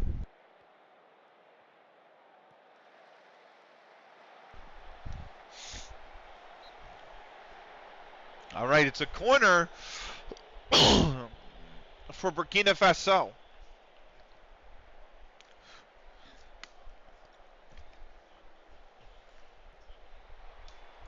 Whipped in, back post. Good clearance.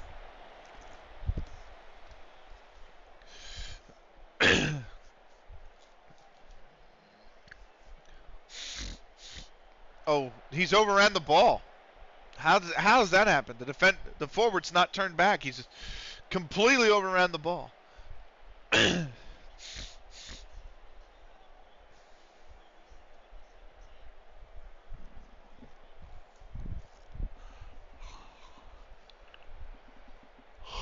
Go on, Dow. Santiago. Oh, go on, Dow. Oh, he's absolutely flubbed it. He's done so well to find space there. And then the finish was absolutely terrible.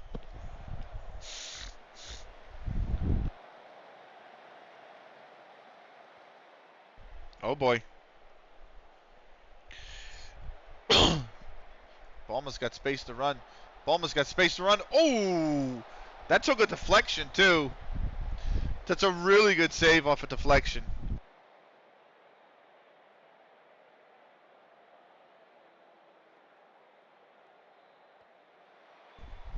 Whipped in the cross. Nobody can get to it. Burkina Faso have had a little bit of looks here. Not many. But they've had two corners. Like, what an absolutely awful touch that was. Oh my God.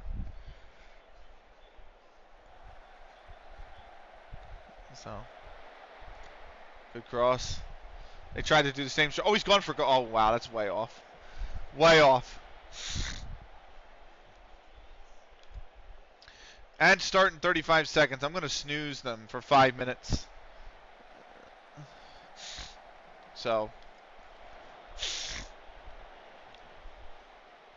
that hopefully lets us run out the end of this game, and then we'll take an ad break and get on with game number 3. That's a wicked cross, man. That's a very good cross. That was asking a lot of questions. There's Balma. Whips it in, back post. Up but not out.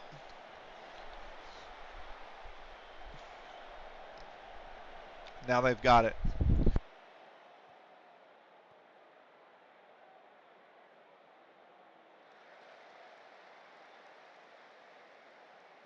Yeah, Burkina Faso have been way better in the second half. Quality is still lacking, especially in the final third, especially in the air. But I can't say they haven't looked a lot better. Balma might be off here. Nope, he's on. That is a deflection. And another corner.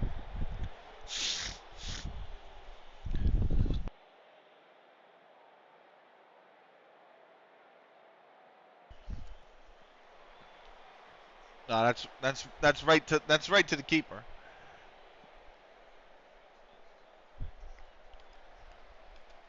I want to skip this song.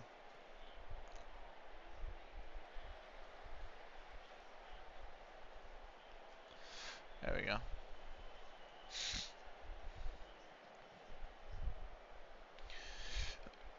These highlights have all been Burkina Faso mainly, which is a shock.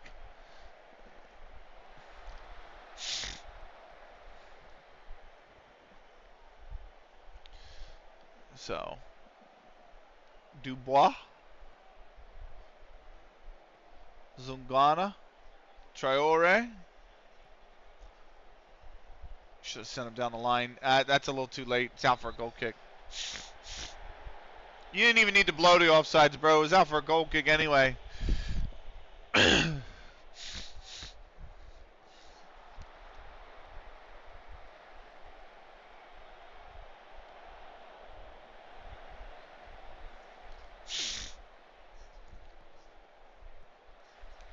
10 minutes left in the game. Well, 9 minutes in stoppage.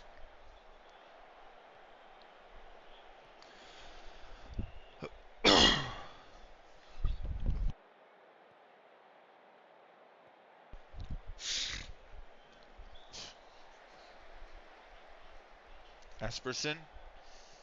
Denmark trying to find a second, just put it to bed. They lead 1-0. What has to be considered a must-win game in their group.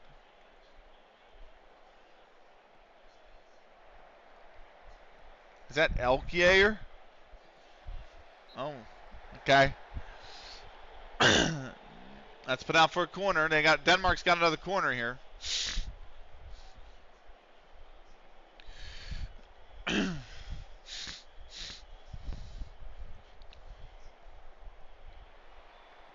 Whipped. Oh, just wide.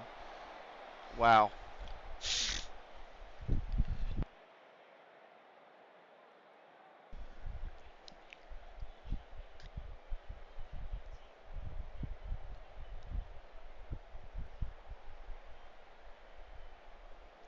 Burkina Faso with it.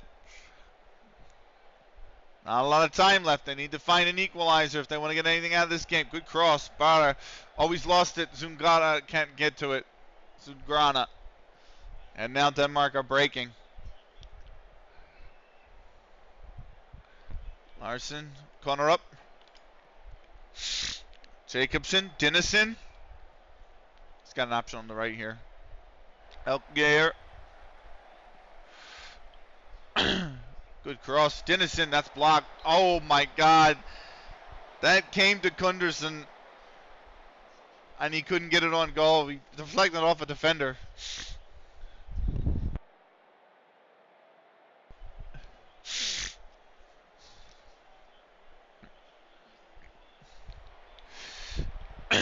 They can't win it. Larson might boot it down. Why did he take a touch?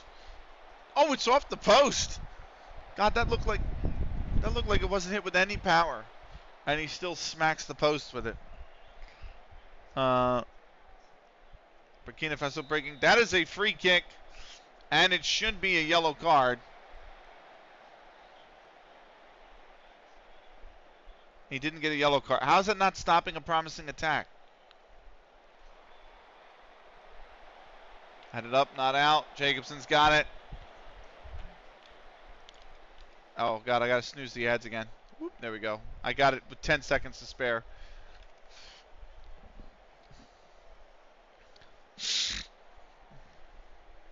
Here's Connor up.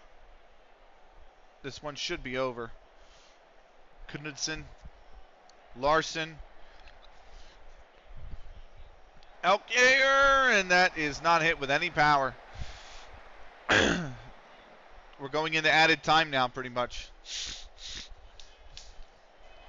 Well, I thought it was the end of the highlight. And if it was, we probably would be in added time right now, but we still got another minute and a half.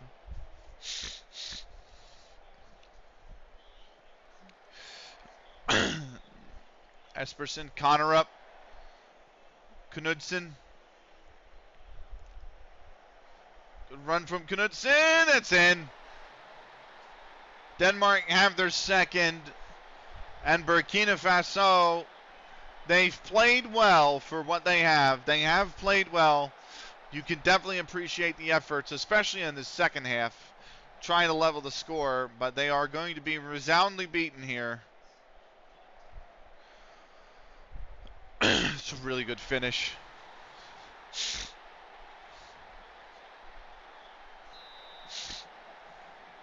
Four minutes of added time, but it might not be enough for Burkina Faso.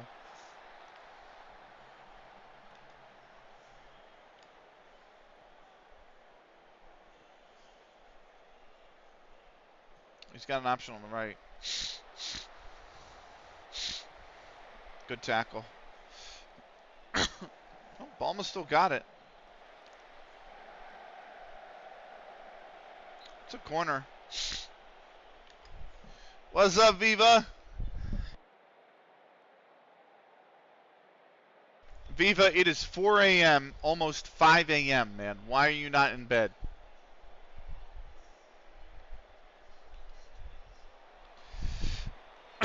Whipped in. Johansson's got it. I appreciate you being here. Don't get me wrong, but brother, it is 5 in the morning for you. What's going on? 5 in the morning. That is going to be that. Full-time whistle should blow. I mean, we played 5 minutes. There it is. Denmark 2-0 over the World Cup debutantes. Kasper Jacobsen in the 57th. Jens Knudsen in the 89th. And that is Denmark 2-0 victors. They've run out 2-0 victors. Woke up like an hour ago. Can't sleep. And my alarms go off in like 30 minutes now. Brutal. Brutal. I'm sure I could push you back to sleep, though, if you want to keep watching the stream. But that is... Wow. Wow. Some of these results. Wow, some of these results. Hold on. Germany 4-2 over Canada. That's expected. Saudi Arabia, though, 5-0 over the Côte d'Ivoire. Denmark 2-0 over Burkina Faso. France has beaten Australia 2-0. No surprises there in Group E. Scotland have downed Nigeria. Well, that's why I came here. Appreciate you, Viva. Scotland have downed Nigeria 3-1. And Serbia have held on from a first-minute goal scored by Nikola Jokic. And they've beaten New Zealand 1-0. So where are we at with groups very quickly? Let's take a look at the groups, right? So Paraguay lead their group with their win over Turkey, and then Japan and Benin are 1 point apiece in Group A. Group B, Morocco leads. Ukraine is second. The U.S. and Iraq are third and fourth. Group C, Brazil and Jamaica lead the way over Korea and Finland. Group D, Saudi Arabia is now top over Germany and Canada with nothing. Côte d'Ivoire is at the bottom with nothing. Group F, France leads the way. Denmark is second. Australia and Burkina Faso are third and fourth. That's not really any surprises in Group E right now. And then Group F, Scotland leads their group over Serbia. New Zealand and Nigeria are third and fourth. Cameroon, Chile, China, England, Cape Verde, Ecuador, Iran, Netherlands, Belgium, Haiti, Mali, Portugal are the next group, I think, for the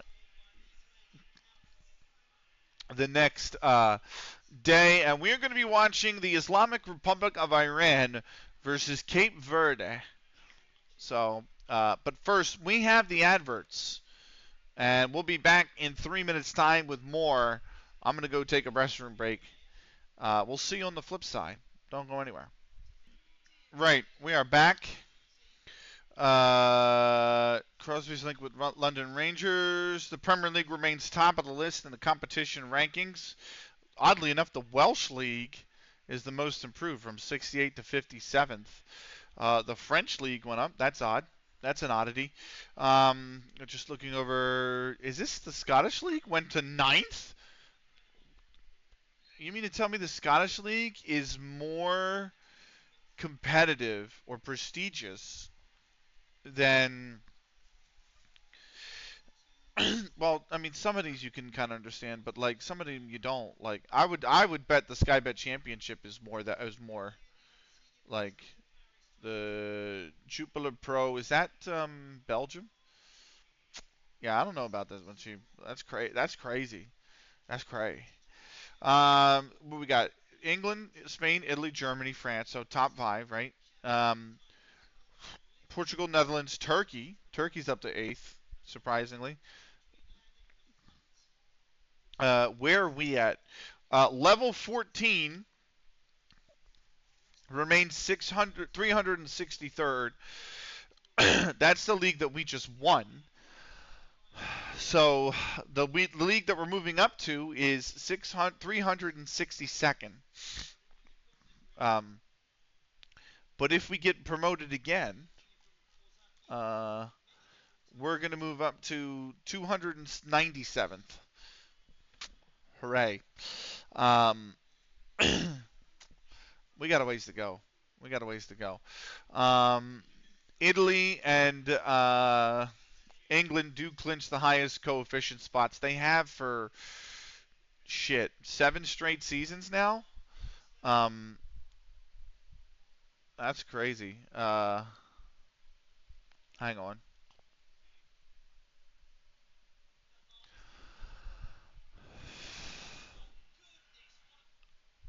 Did we just miss that match?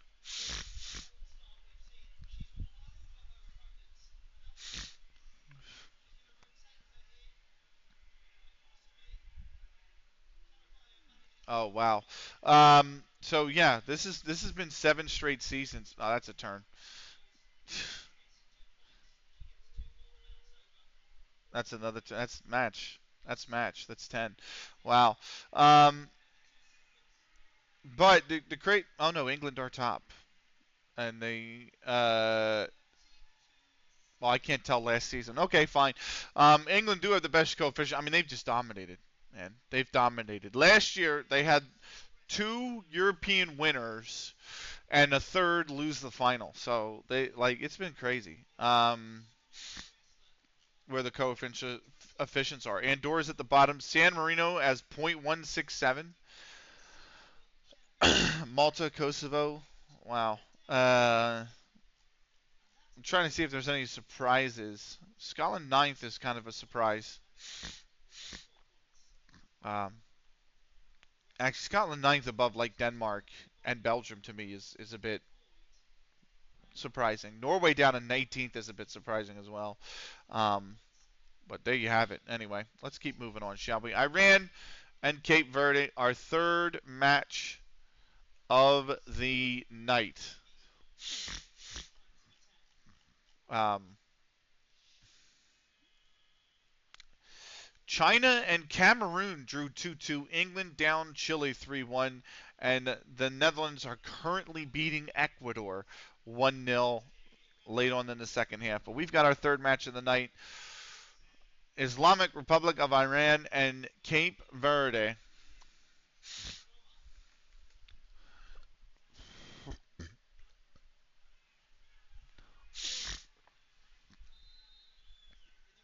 Why do I not have sound? Like, FM's not pumping out any sound right now. From the Sirtek Sari Arena. There's Iran 4-2-3-1. They're coming off 3 straight losses. Cape Verde 1-1-2. They're lining up in a 4-4-2. Iran the favorites. There's the groups. This is a Group H matchup in the World Cup.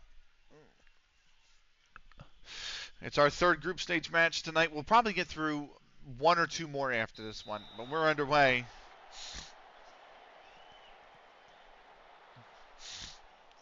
There we go.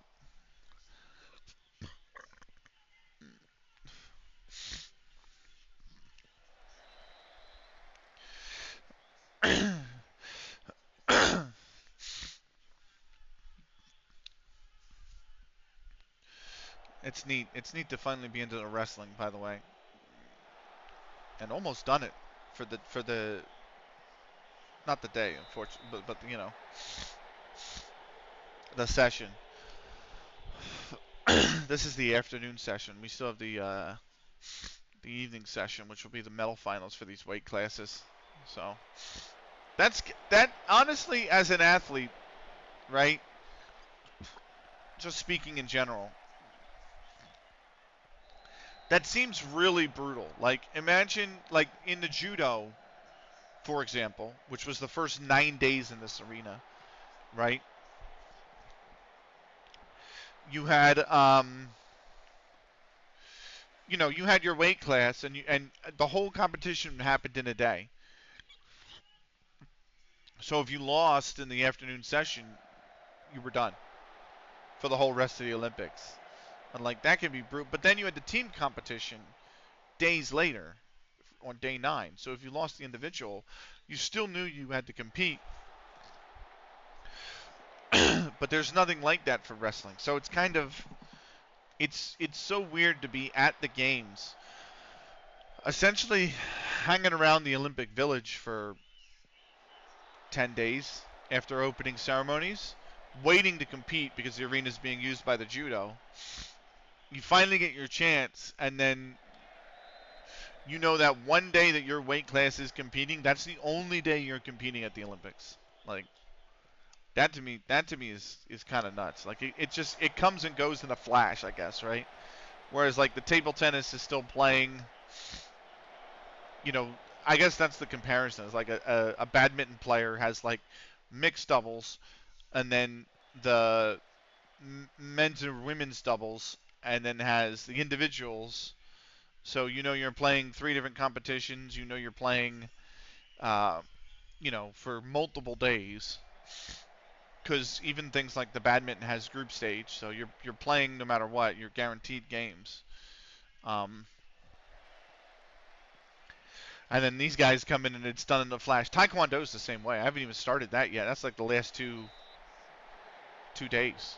So I'm on 11. I don't think there's any Taekwondo on 11. I think the Taekwondo don't start till the wrestling's done. So it'll be like day 13 or 14. I'm having a look now. Good save, by the way. Very good save. Yeah, I'm having a look now. I'm not seeing it. It starts. Yeah, it starts day 13.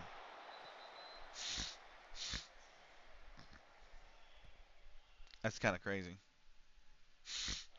So, I don't know what that ball was. That took a deflection or something. Fritas is down on the ground right now. But the referee is in no. He's not obligated to stop the game. Santos has won it, and he's going to punt it out. So Fritas can get assistance here. Can get medical attention.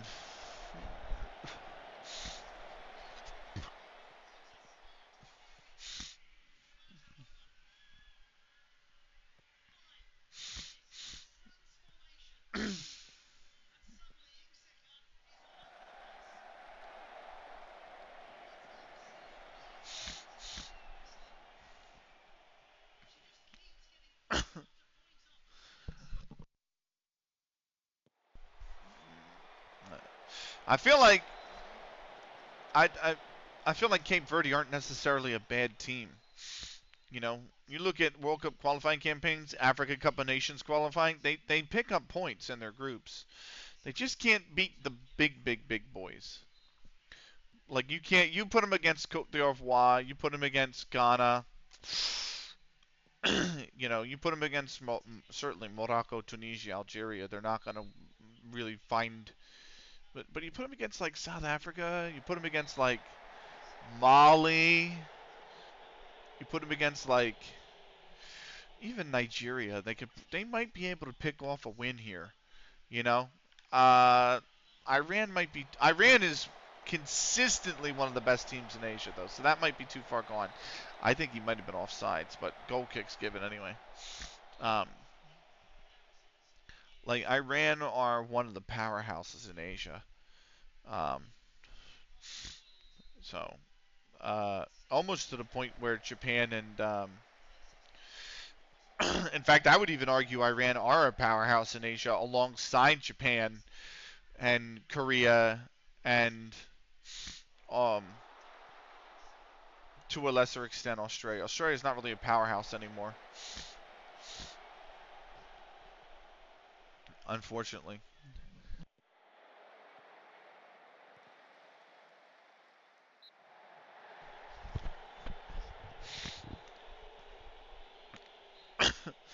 So, which is a shame. I mean, Australia and New Zealand not being at the World Cup just seems odd. New Zealand's route is particularly tough because they always have to get previously, and I think it's not going to change. It might, but previously they have always had to get there via an international playoff. That's out. Uh, an intercontinental playoff, which has always been against the fourth or fifth ranked team in the common ball. I think maybe the fifth ranked team in the common ball, and that's tough to beat because who's top four in the common ball usually? Uruguay, Argentina, Brazil, and like Colombia. So now you're gonna have to play either Chile or Venezuela.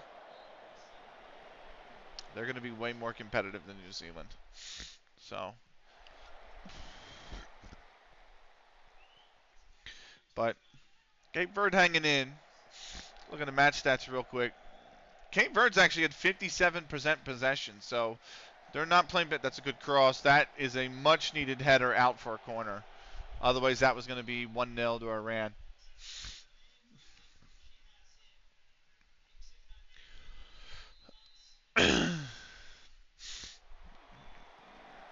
Oh, he's almost directed that header on goal.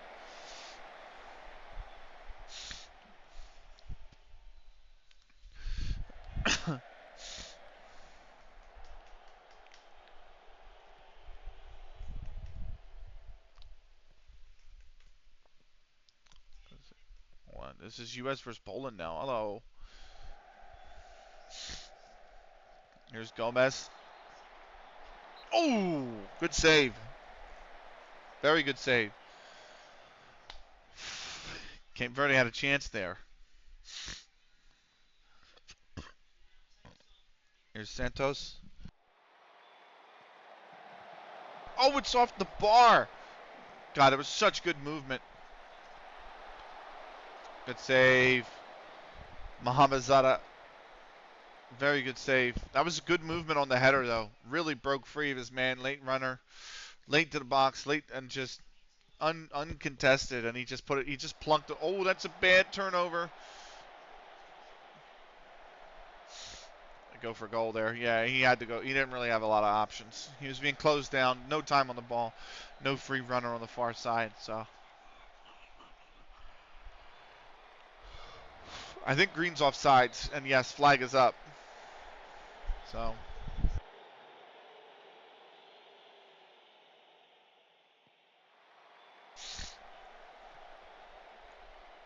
Man, he couldn't go for it here. He would have been offsides as well. So 0-0 so far. 31 minutes in. Cape Verde's had a lot more of the ball than I thought they would. 59%. I've had more shots, more XG as well. But here's Roble. Oh, good. Oh, Green had his back towards goal. That's a good block. Offsides.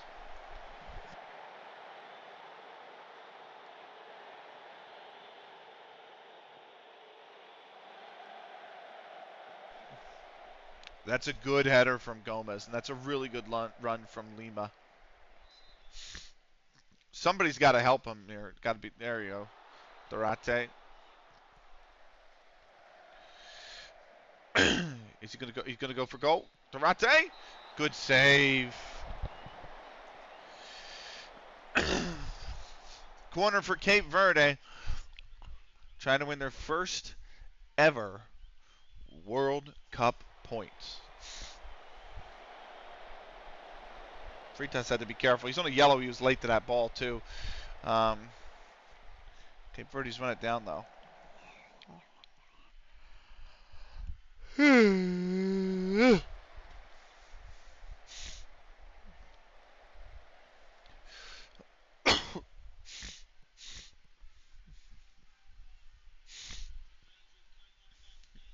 Cape Verde's got the ball again.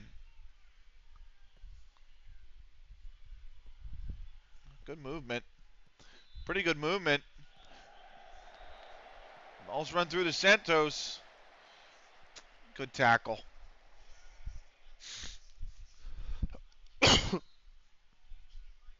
Very good tackle. Almost at the halftime break. Still no score. Games have been really slow out of the blocks here. I think you're going to have that problem at the actual World Cup in 2026. By the way, I think games are going to be pretty bad in the group stage. Just the quality of the games will be poor in the group stage. So we saw that with the expanded Euros format. That problem is only going to compile itself in the World Cup. So.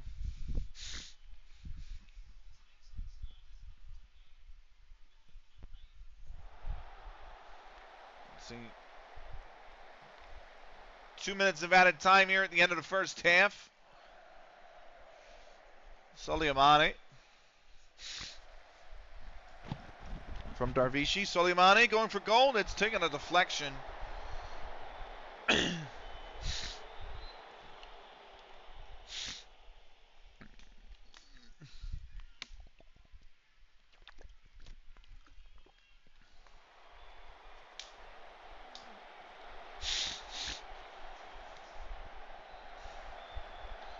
Like, what is the point of that bounce pass that close to the goal? Like, just cross it. That wasn't far away.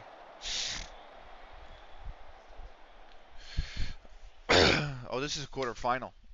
I didn't realize this was a quarterfinal in the wrestling. 0-0 at the half. Cape Verde have had the better chances and more possession, but the quality of chances has been pretty even.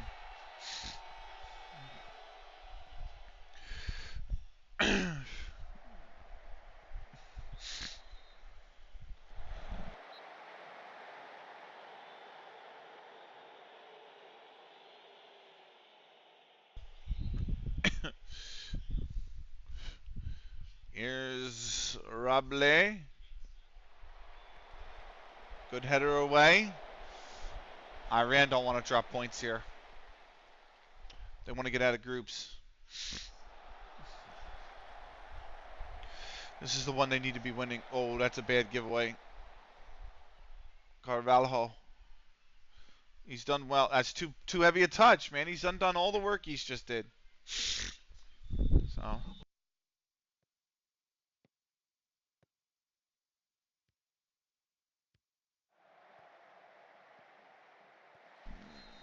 Oh my lord! Holy shit! Soleimani, what a fucking unbelievable goal that is.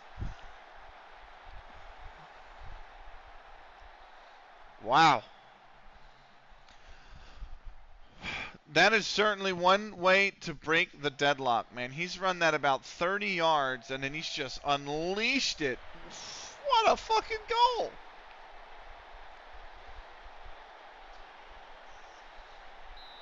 Wow. Goal! What's up, Pib? How you been, man? It's been forever since I fucking talked to you. Happy Thanksgiving, brother. I hope your Thanksgiving was good. Miss you, Benny. How you been? I've been all right, man. I'm enjoying retirement. I'm commentating games I want to commentate now, like Unreal Tournament. I'm commentating tomorrow, actually.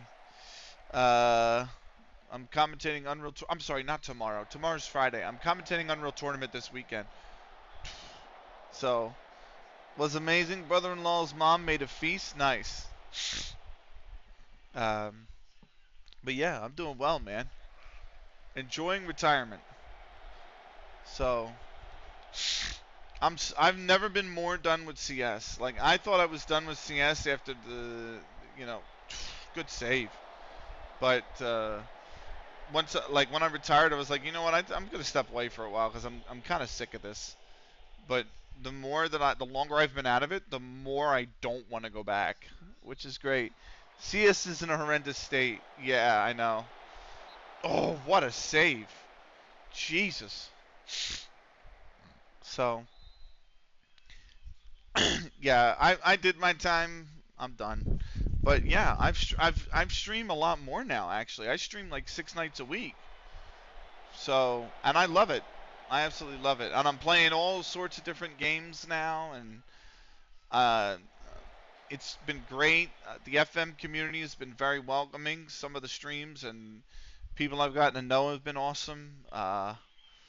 Yeah, it's been a lot of fun. It's been a lot of fun. So, and I really love Football Manager. I know love it. Yeah, I know you like Football Manager too. But like, I forgot how much I actually enjoy playing this game. Even though it drives me up a fucking wall sometimes. But it is a lot of fun.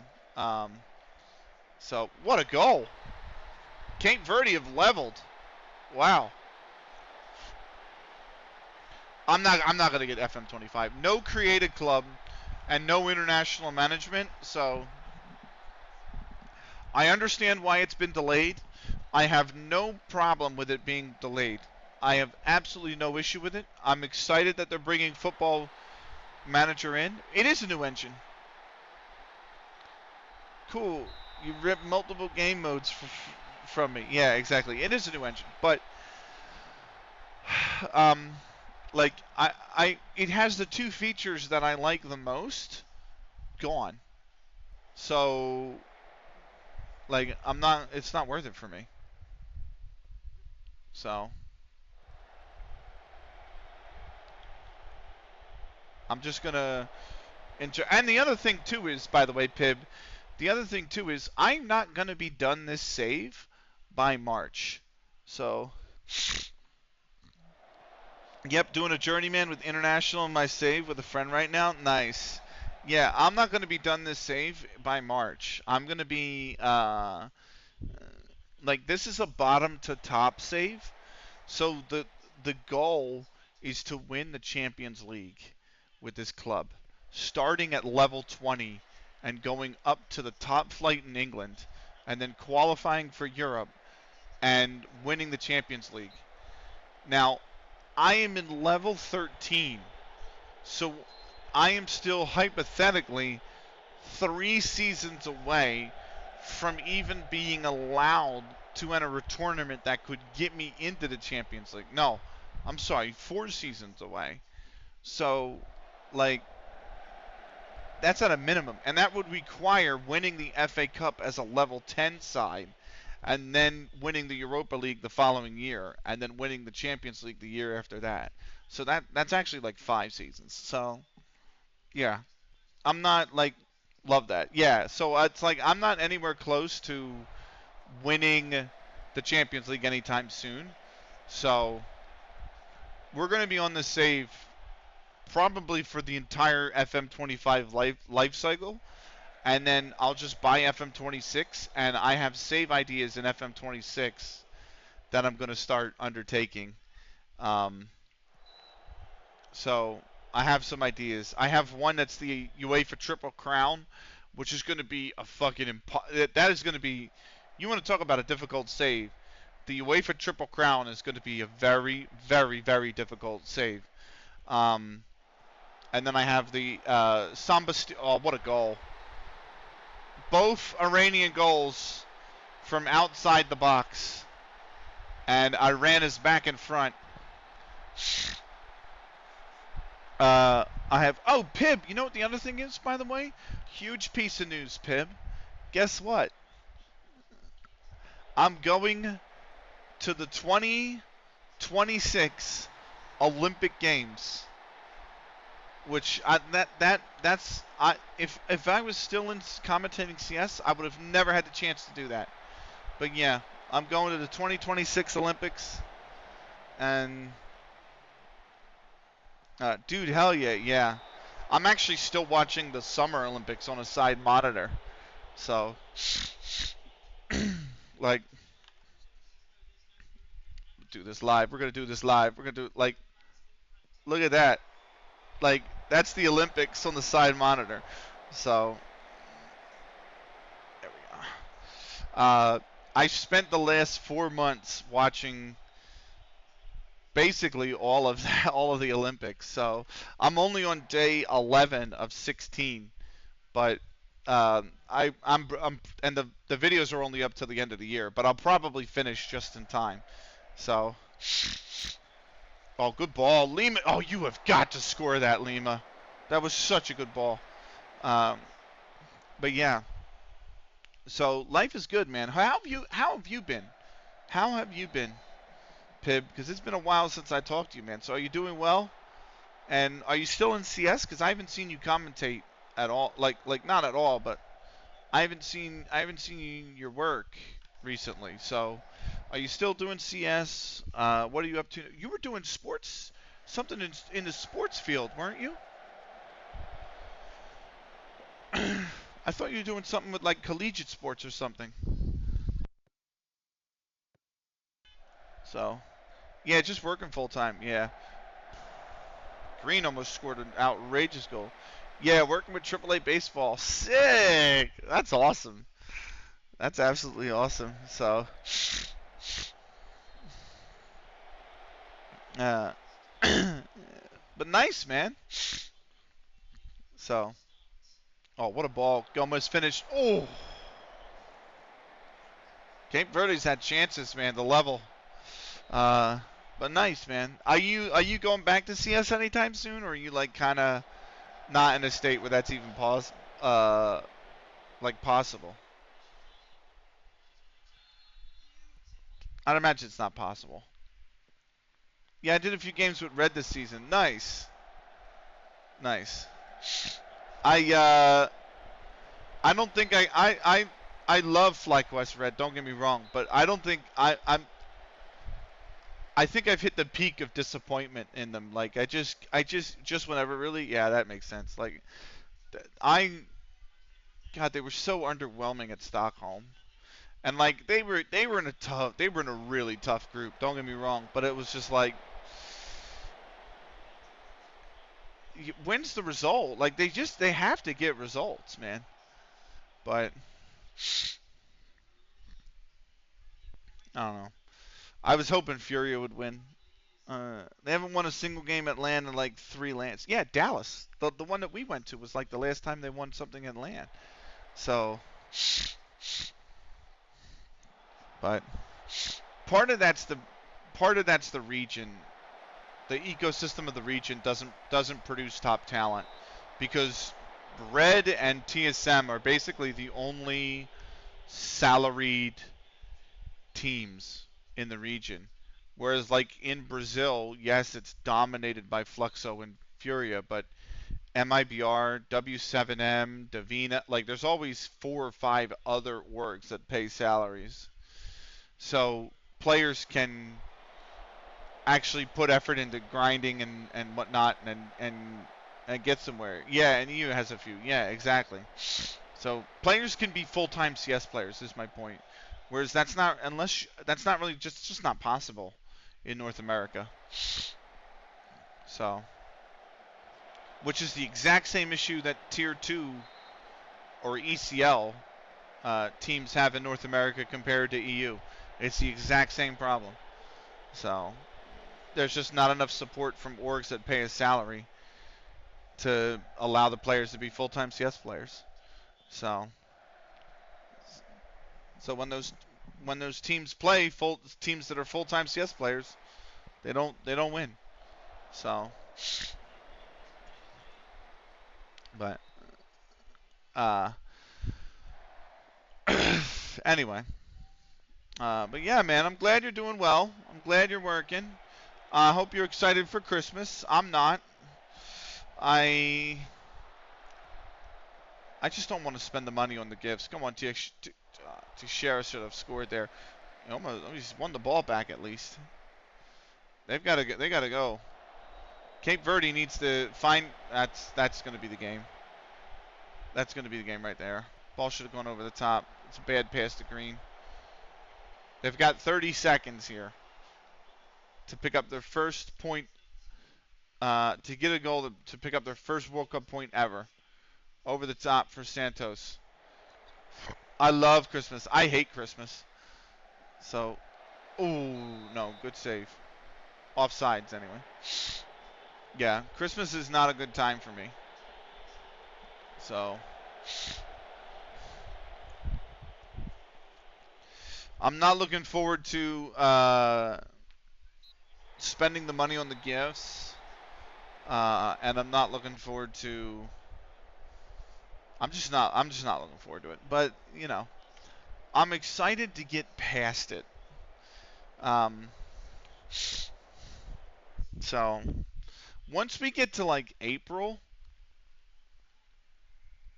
I'll be good when we get to April. February won't be that bad. Don't get me wrong. March won't either.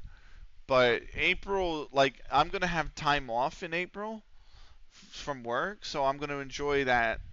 And my problem is,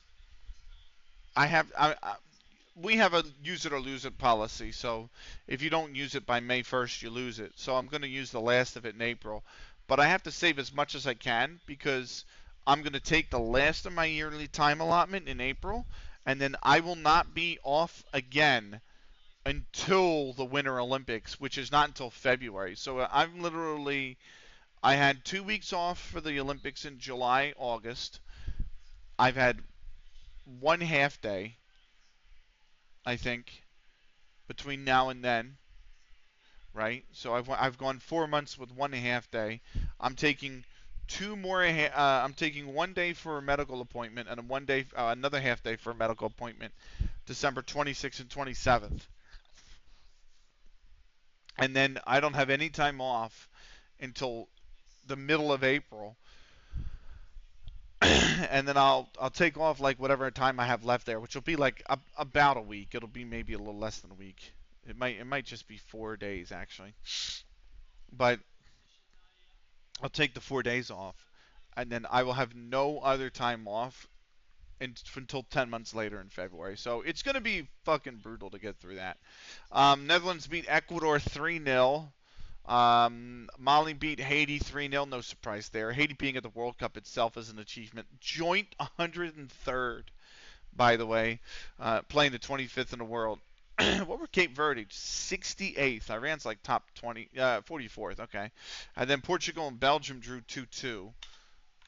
We've got the ads coming up in 8 minutes, so I'm going to run them now ahead of our next game, and we'll be back in 3 minutes' time.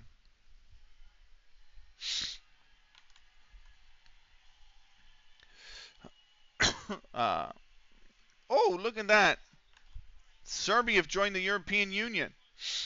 How about that? Montenegro is Albania, Bosnia, and North Macedonia. Wow. So, let's have a save.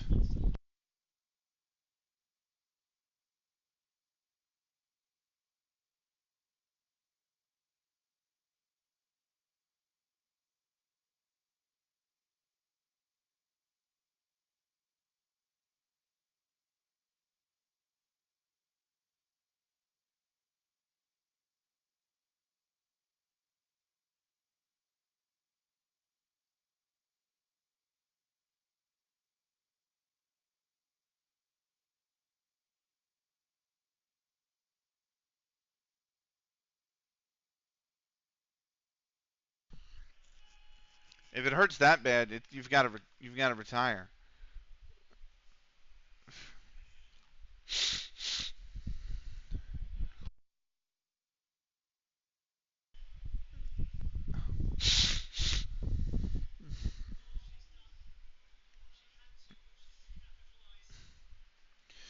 We got 54 minutes left of stream, so another game or two.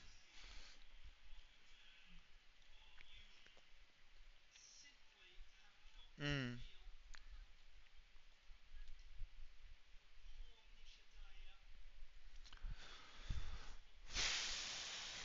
Oh my god.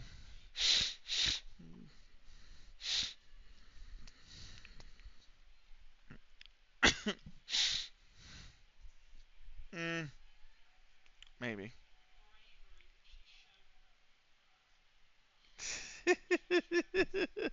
My friend had a good stream. Um, we got a minute until the ads are back, so we're just gonna wait it out. I've paused previously for YouTube, but this time we've run through it. So you know what the thing is, I just it doesn't matter how many times I tell some social media sites that I'm not interested in that content. They still recommend me that content. It's like, come on, dude.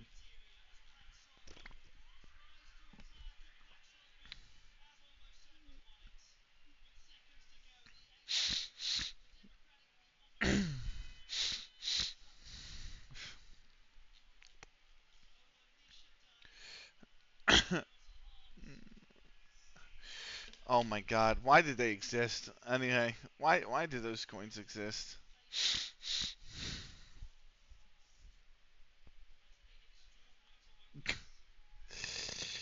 Markets and mayhem, man. I love him. He's got just the right amount of sass on Twitter.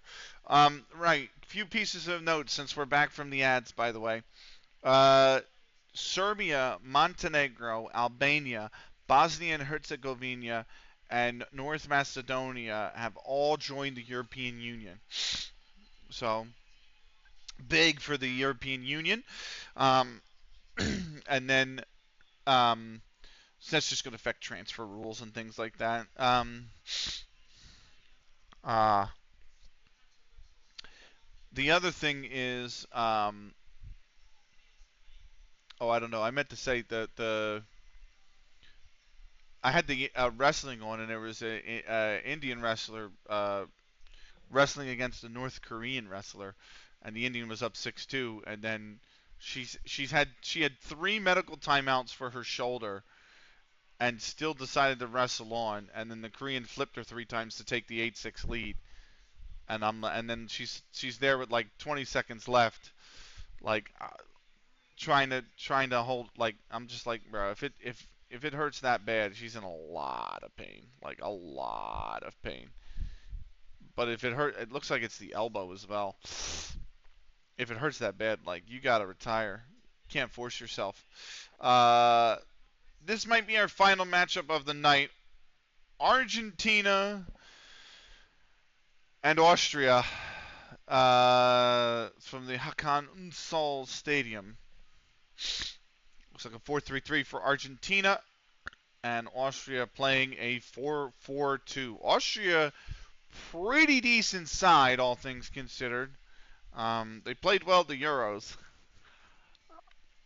so we'll check the scores afterwards. But this is our 4th game, and more than likely our final game of the night, as we're going to get into it now with this matchup between the Argentinians and the Austrians. Again, we're back tomorrow with more Football Manager. We'll continue the World Cup campaign. This is the there's 12 group stage matchups we're watching, just as a heads up. So 12 days of the group stage. We're going to be a third through after tonight's stream. Tomorrow's stream will probably be fixing to run through most of that remaining group stage. And then we'll be in. Oh, that's a great ball. Wow. And then Tuesday of next week, we'll be running through we'll probably start, either conclude the group stage and we'll probably start the round of 32. And then the stream after that, which I think is Thursday, that we're going to do Football Manager or something like that. Or maybe next Friday as well, something like that, around there. Check the schedule. We're going to do probably the rest of the round of 32 and get into the round of 16. So World Cup streams by the end of next week. I'm hoping to have it wound down and prepared for the new season. So Lopez, that's a good cross, man. Argentina have come out ready to play. They have absolutely come out ready to play.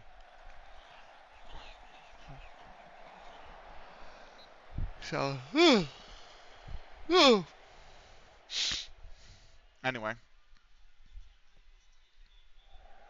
let's see what Austrian can do. That's so wasteful with the ball to just put a header in like that and hope and pray. Right? It's just wasteful.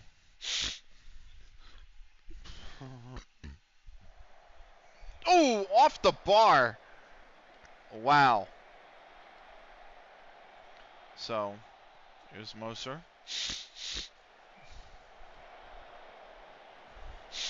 How much time do I have left on this? 30 minutes left on this one over here. I was actually fixing to run through 9 videos today, and I think this is only the 6th.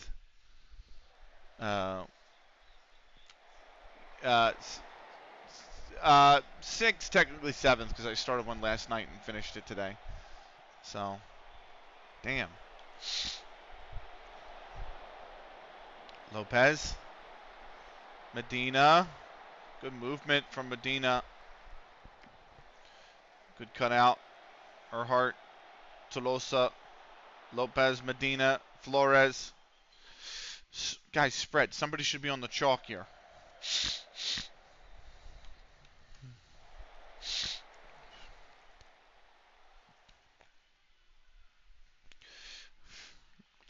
Who is on right now?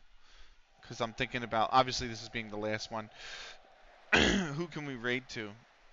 Oh, Gammy is live. One of the few CS streamers I would raid to now. My mate Starrun is live. Iris is live as well.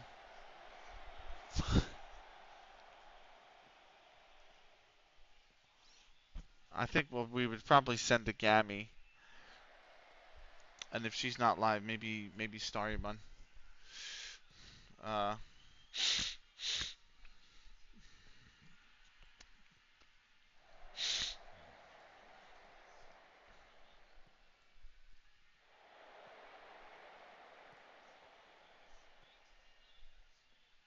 Alright. I'm just prepping for when we raid out at the end of this match. Still 0-0.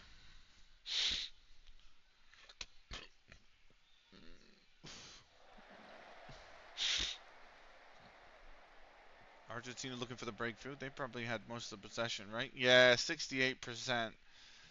Big. No real clear-cut chances.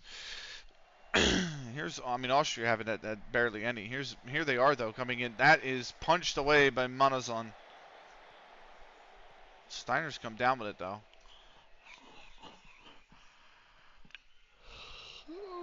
That's not even the result of Steiner with a heavy touch. That's a result of the forwards not moving off the ball because Steiner won the ball and the forward stayed here compact within the 6-yard box. And Steiner needed somebody to break out of that to draw the ball towards the touch. So, didn't do that, of course. Here's Pitchler. Nope. Moser.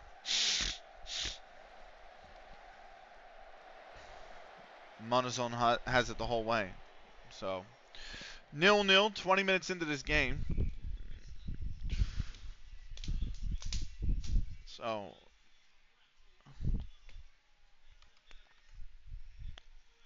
hang on. Terrible song. Get away. So.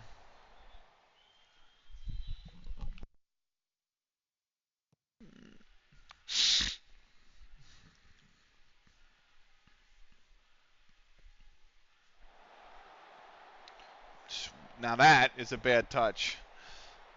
Austria trying to break over the top, man. When he had the defenders split, he had them staggered. He was in the space. When that happens, you got to go over the top, and that way you can keep your runner weak side of the defender that he hasn't been able to blow by yet.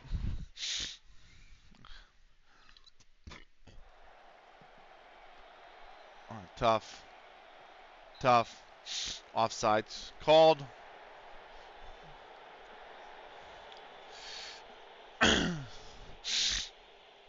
Half hour gone. Argentina have had most of the momentum, most of the possession as well.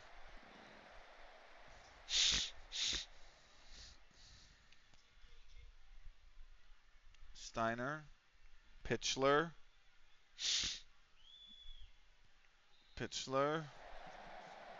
Steiner. Whipped in. No. Monazon has it.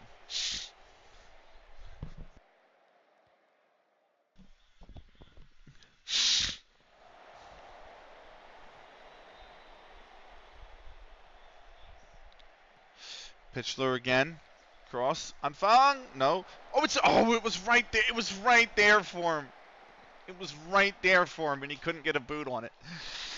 Oh, that would have been an open goal, and it would have been 1-0. And he just had a split second of delay. I want Austria to win this one, man. Such a terrible touch. I mean, they're probably not going to. They wouldn't be fancied in this one either. I mean, Argentina are clearly the favorites. They're playing like it, too. This is what a save. Last second as well. This would essentially be the World Cup after Messi. You got to think Messi is 30 in real life right now. I think he's 37. So he has 1 year left on his Inter Miami contract, right? His birthday's in June. So he's going to be 37, turn 38 halfway through the season next season. There was a club option for 2026. So he would be 38, turn 39, right, in 2026. If he's playing all the way up to the World Cup, there's a chance that he plays for Argentina in that World Cup. I don't think he should, but there's certainly a chance that he does. And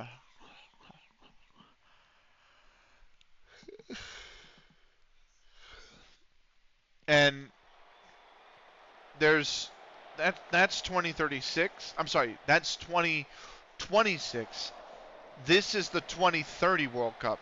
So this would be the first World Cup for Argentina without Messi since his retirement.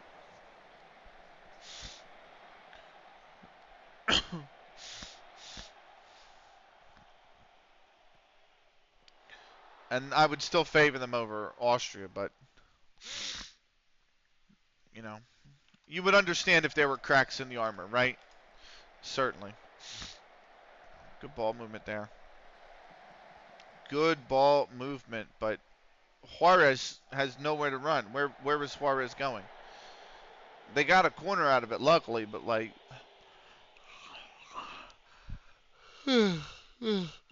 oh shit.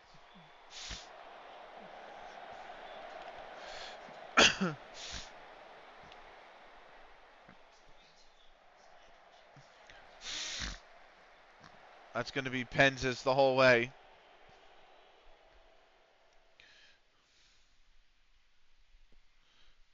Oh.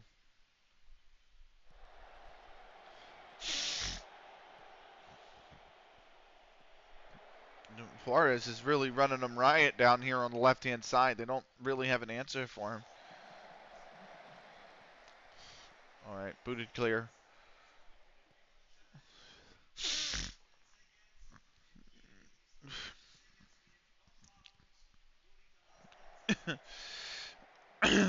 Pitchler.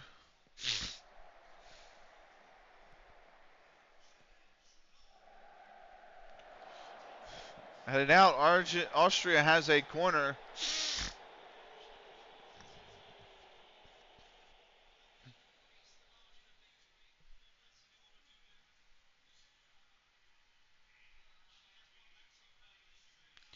There's Moser.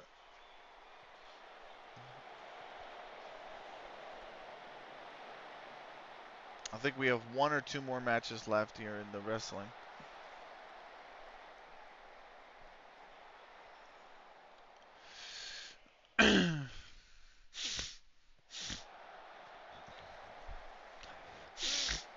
Back post diving header away.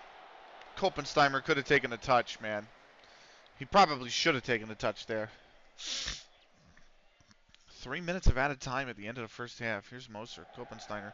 Good ball, clever. Clever. Steiner was offsides. Clever idea, though.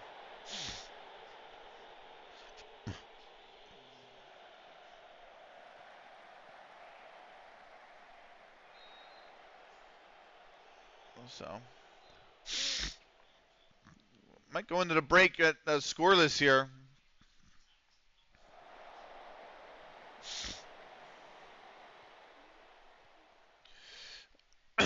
Not if Argentina have something to say. Oh, what a terrible pass. What an awful pass. Send it up the line. Send it up the line. He's gone for a cross that took a deflection. Offsides? Was that a push? Is it a penalty? Michael Oliver has given Austria a penalty. VAR is going to take a look at this. It looked like it's being claimed as a push. And it's given. It is given.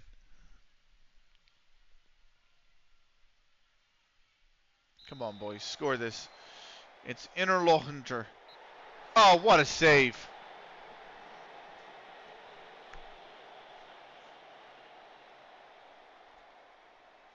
You can't be missing that if you're this big an underdog. You can't be missing that.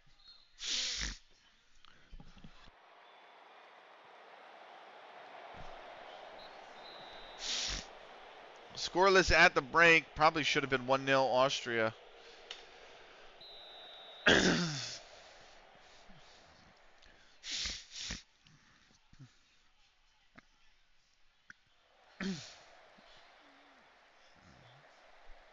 going to be kicking himself there. I mean, it's not a bad point if Austria can get it, but Jesus Christ. But you know, if you have a pen like that and you have a chance to go 1-0 up, man, you gotta take it. You had a chance to sneak 3 against Argentina, man. You take that every day of the week. Every day of the week. I don't care what nation you are. If you have a chance to smash and grab 3 versus Argentina, you take that up front every day of the week.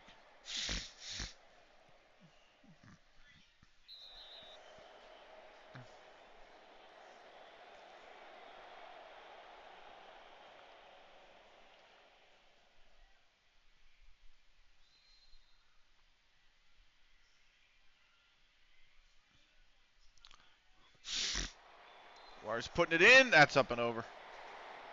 Up and over.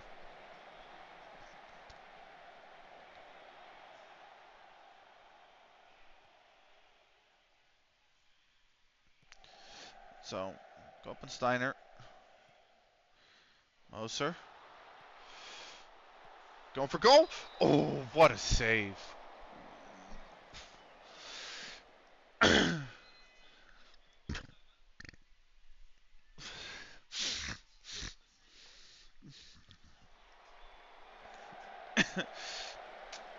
Corner didn't amount to anything.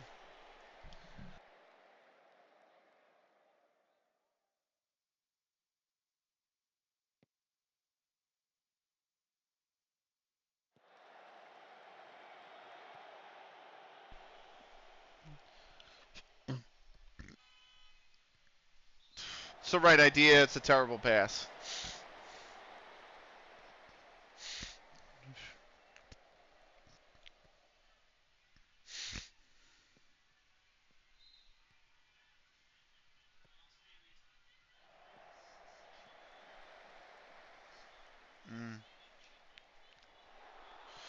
Potter, Juarez. Oh, what a ball. What good to block. Much needed block. Really good movement.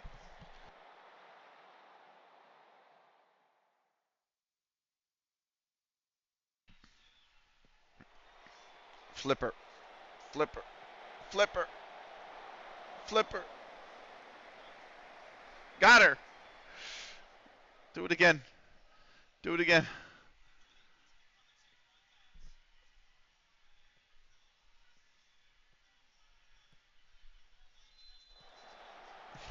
Oh, okay. Oh, what a save. There's a Japanese wrestler that I want to win this match, and she was down 6-0, and she just got a clean takedown and a flip, a rotation. So she's only down 6-4 now. She's got 2 minutes 10 seconds. So I got one eye on the game. Yeah, well that's not a shock.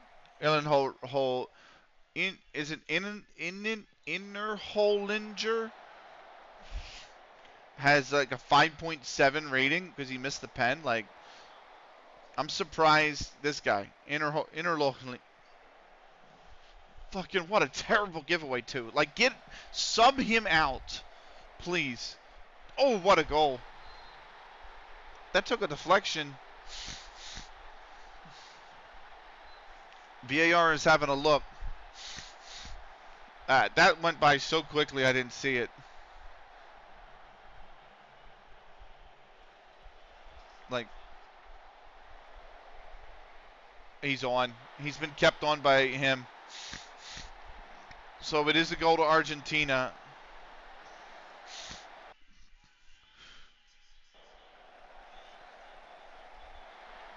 Oh, that was the offside you were looking at, not the other one? Okay. Oh, she's got a takedown 6-6.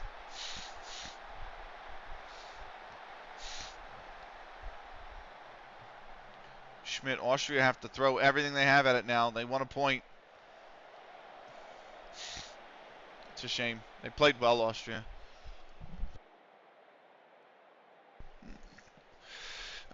Just need a goal. Schuster up. Oh, offsides.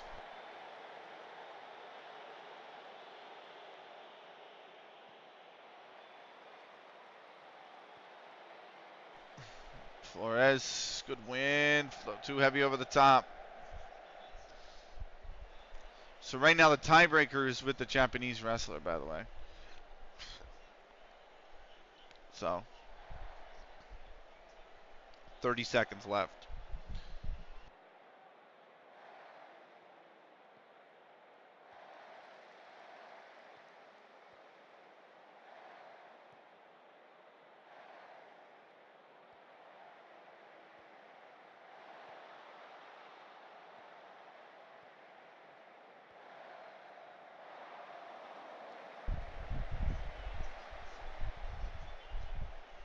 Ah, shit. The Kyrgyzstani just took the lead with 4 seconds left. That's a shame. Here's Austria. Oh, punched away. Nobody's late trailing the box. That's the problem when you play such a defensive 4-4-2. When you play the midfield line around here. When you want to play the 4-4-2, the midfield line should bowl. So that is a free kick. No, it's offsides. So, like you shouldn't have your defensive line and then your midfield line and then your attacking midfield line has nobody, and then your two forwards are up top because it's way too isolated. Like this is way too isolated. You should have your wingers move up. Good tackle. Offsides.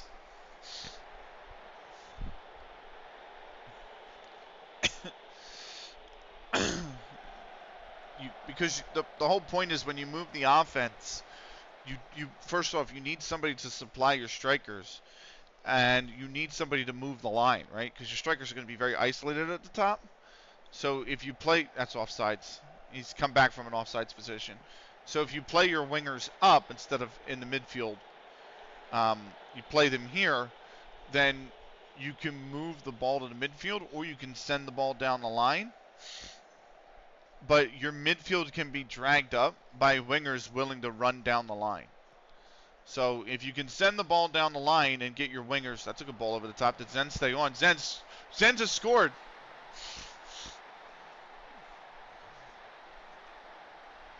Austria have leveled. And will it stand is the question. I think it's going to. I think he's well on. That took a deflection off of, that's an own goal.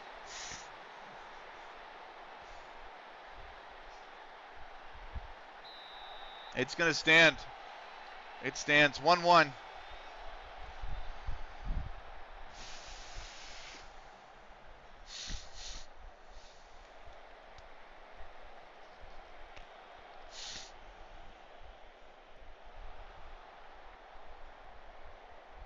Okay, that's session over for the wrestling. Men's and women's team round of 16 table tennis.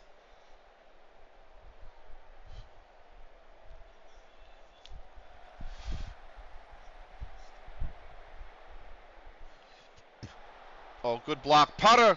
Good save.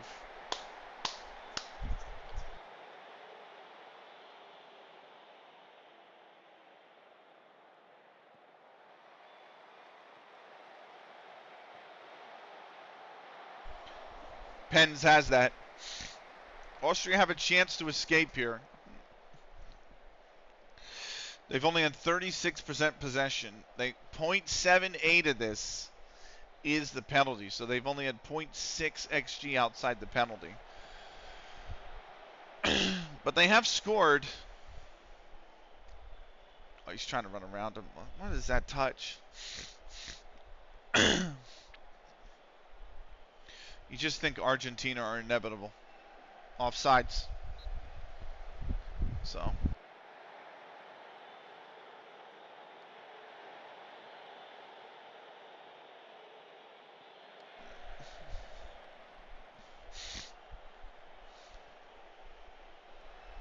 nice. Nice.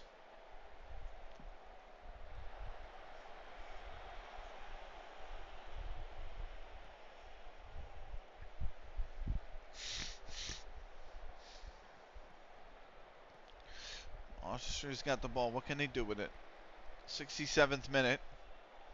It's bad. That's bad. They're trying to force a pass. That's bad.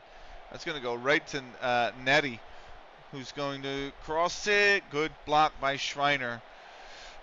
I don't know why that guy didn't get pulled earlier, by the way. I'm sorry. If you're on a sub-6 rating, I'm not waiting till the 60th minute to pull you from the game. Like, is he still on? No, he's been subbed out, thankfully. But what did he finish on? A 5.4. Why did you wait so long? Like, why would you wait so long to sub out a 5.4 performing player?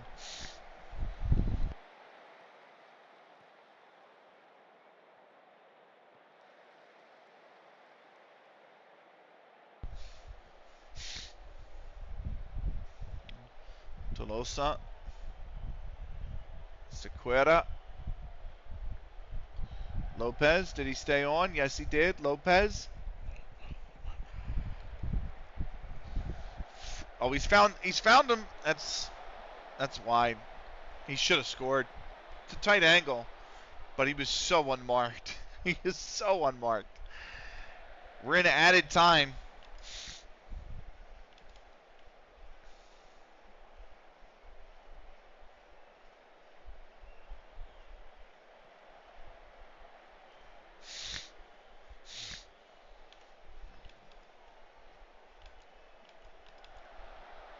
Oh no, Correa saved.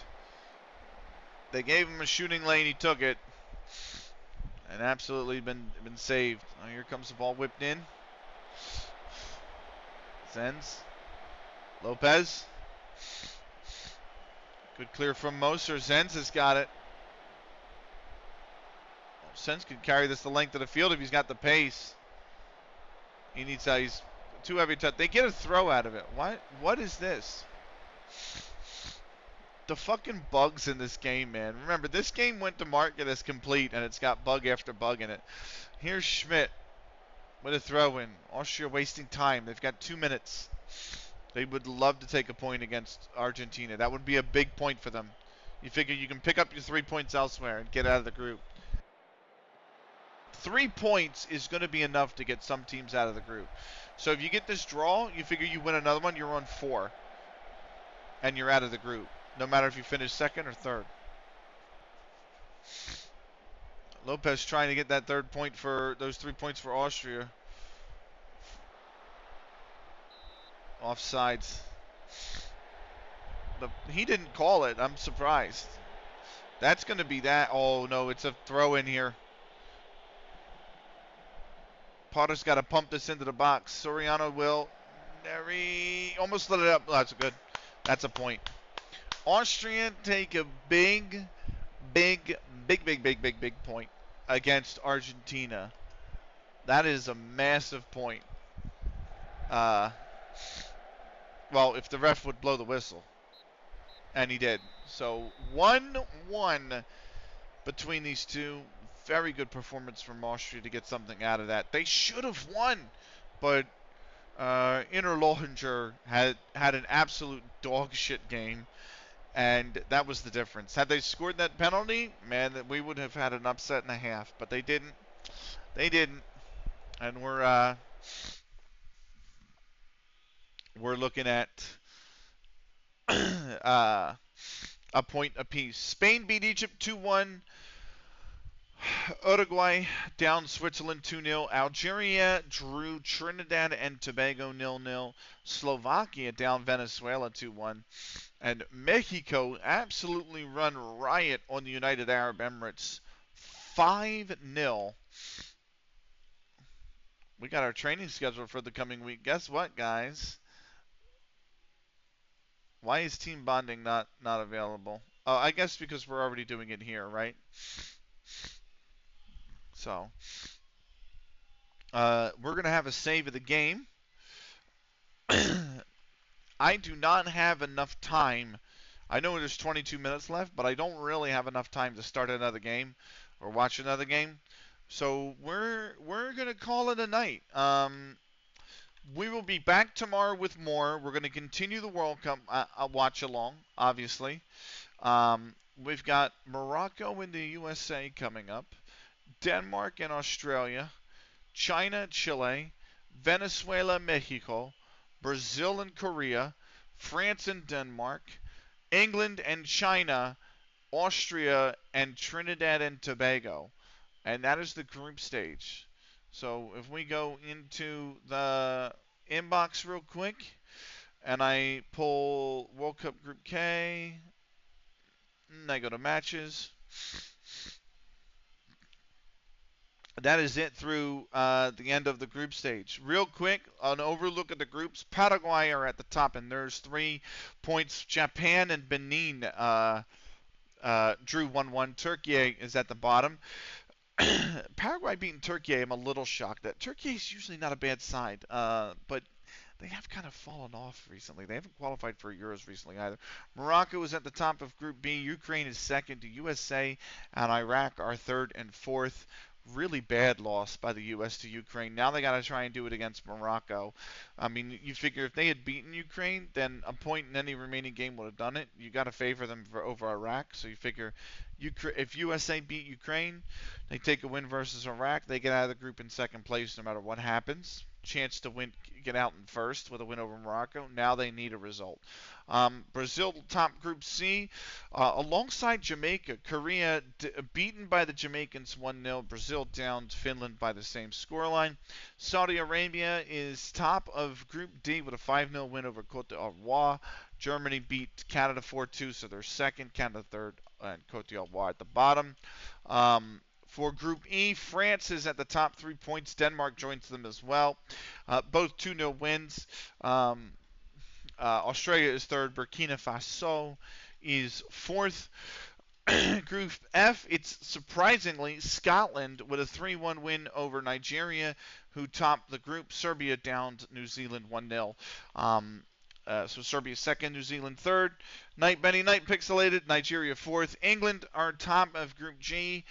Cameroon have a point. They drew with China. Chile are at the bottom. Netherlands are top of Group H with a 3-0 win over Ecuador. Iran beat Cape Verde 2-1, so Iran is second. Cape Verde, Ecuador third, fourth.